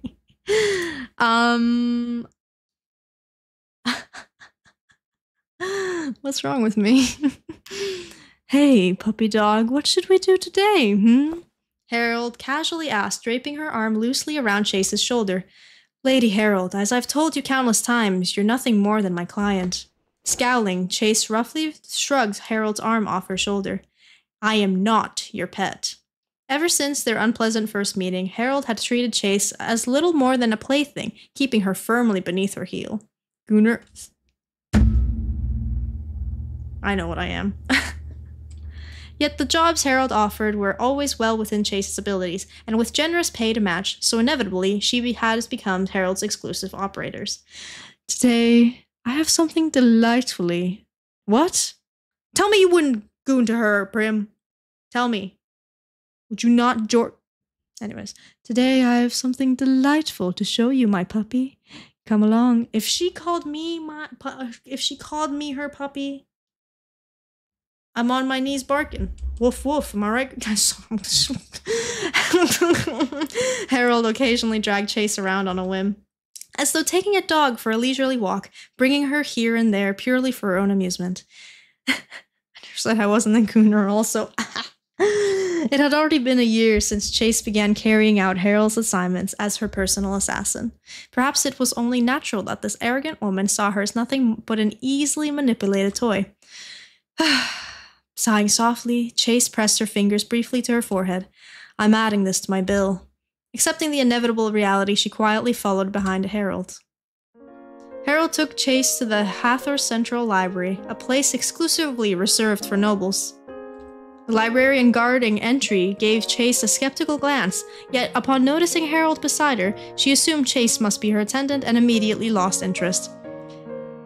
Down to the center of the earth, you can't make me! I'm gonna beat you, a whole army will need to get me out of this woman's grasp. In the absolute silence, only the echo of Harold and Chase's footsteps tapping against marble resounded throughout the library. As they ventured deep within, the scent of aged books, ink, and sunlight filled the air, mingling richly together. Why did you bring me back? Blah, blah, blah, blah, blah. Down bad. Honestly,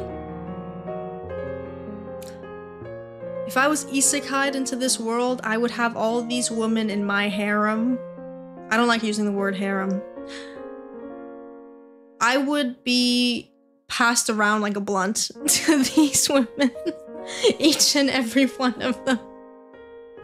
What am I saying? Why did you bring me here? Chase, I simply detest idiots, and I can't stand useless vermin. Who asked? Chase nearly let the sarcastic retort slip aloud. You're exceptionally useful, after all.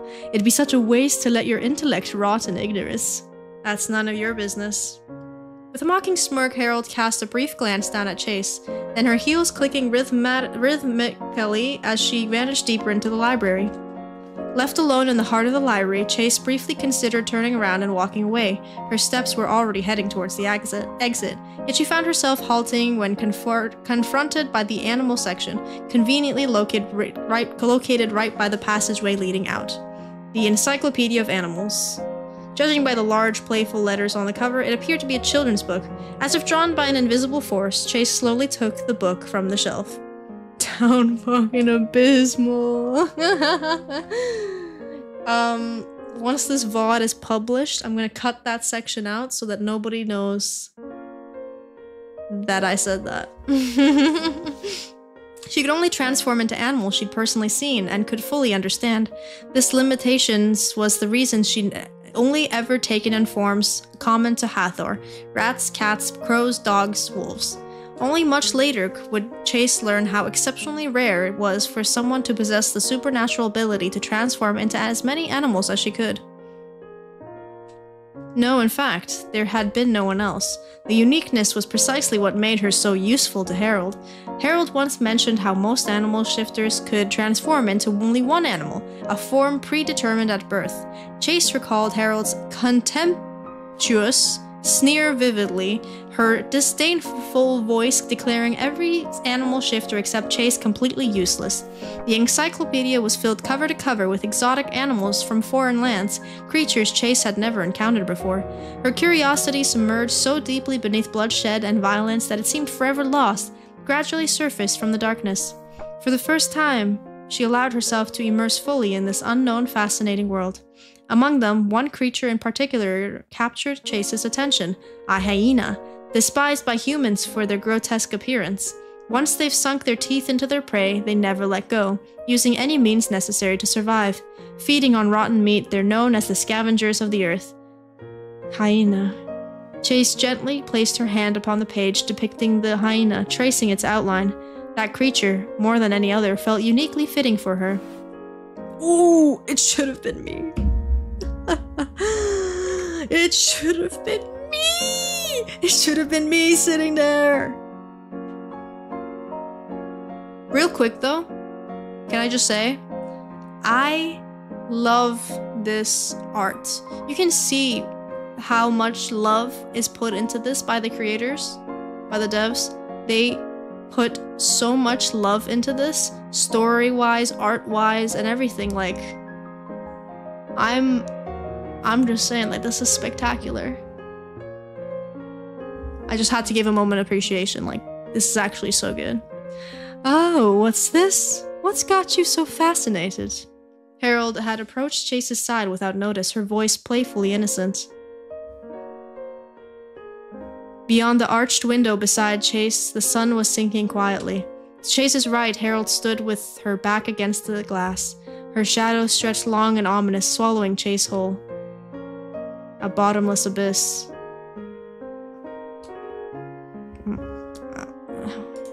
Hold on. A bottom. Sorry, that was unnecessary. Chase gazed in silence at the book lying open before her, its pages swiftly swallowed by Harold's shadow. The darkness Harold cast was heavier, more suffocating than any abyss Chase had ever endured. Instinctively, she tried to draw back, struggling to keep herself from being pulled deeper into Harold's shadow. But perhaps it was already too late. Chase had repeatedly assured herself that her relationship with Harold was nothing but business. She needed only to fulfill her end of the bargain and earn her payment. This game's art style reminds me of the Project Moon art style. Project Moon. Googling. Project Moon. Lobotomy Corporation. I know of that. Oh yeah.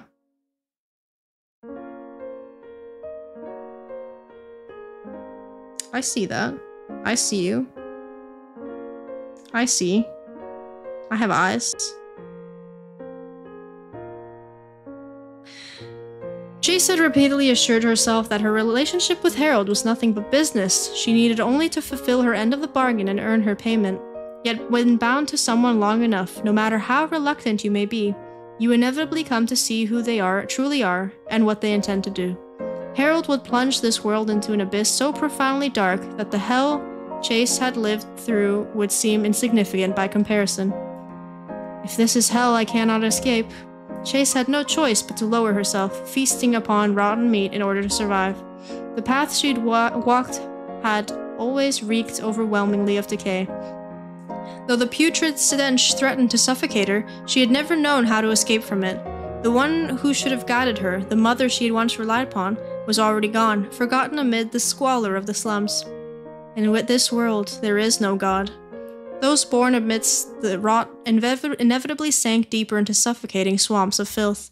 Just as Ra never once answered my mother's desperate prayers, there is no salvation. Only one choice remained for her. In this chaotic world to come, if I wish to live even a little longer, even just one day more, Survival. For Chase, survival itself had become her only creed. I'll place myself at your feet. As will I. Chase declared to the woman who had brought her here, the noble who saw her as little more than a pet. Oh, I was under the impression you already belonged there. Although Harold knew exactly what Chase meant, she pretended not to understand, deliberately avoiding a direct answer. It was a subtle but clear demand. State your intentions explicitly. Chase sighed softly, well accustomed to Harold's typical mischievous demeanor, before speaking plainly. I mean, I'll go beyond running your errands. I will join your plans. Almighty Apep will be most pleased. A quiet smile curled at the serpent's lips, savoring the satisfaction of a successful hunt. That day, Chase was reborn as the hyena. The king of the slums slaughtered every last subordinate she'd once led, meticulously erasing all traces of her former existence before disappearing entirely. Now the hyena lurks quietly in the very heart of the Solar City, concealing the overwhelming stench of blood, patiently coiled and waiting for her next prey. Oh. Chase, precious baby, I'm sorry. I'm sorry the world failed you. I'm sorry. Welcome, Jesus. What can I get for you today?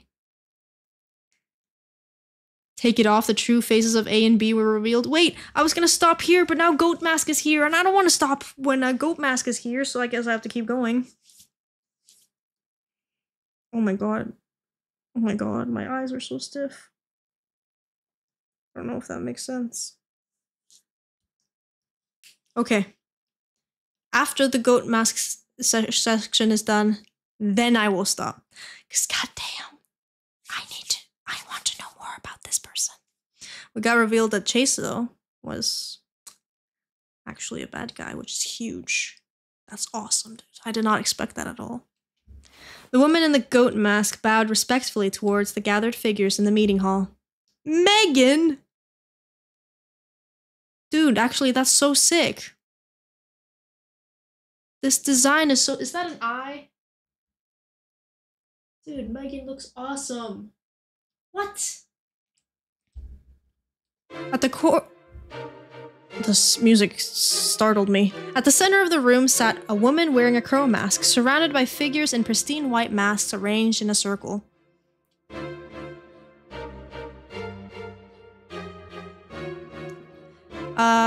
Lady Harold. The woman in the crow mask beckoned to the goat mask woman, granting her permission to approach. Responding to the summons, Harold stepped forward. Then she gracefully leaned down to whisper into Megan's ear what Chase had reported. You called it! Goat Mask is Harold! Holy shit! Well, now we know what she looks like underneath the mask. Oh my god, how did you call that? The hyena has disposed of the trash captured by Ra. Who cares about such vermin? Surely that's not why we've gathered here today. The way for the hyena to handle something so trivial. Precisely, I could have easily dealt with it. Quietly from within Eclipse. Harold, who had been silently listening to their exchange, placed her hand lightly over her chest and spoke. As you say, this was not a matter that required the hyena's direct involvement. Yet it wasn't merely a case of cutting off loose ends. Rather, this was a deliberate action intended to announce Apep's presence to Ra. Reveal ourselves already?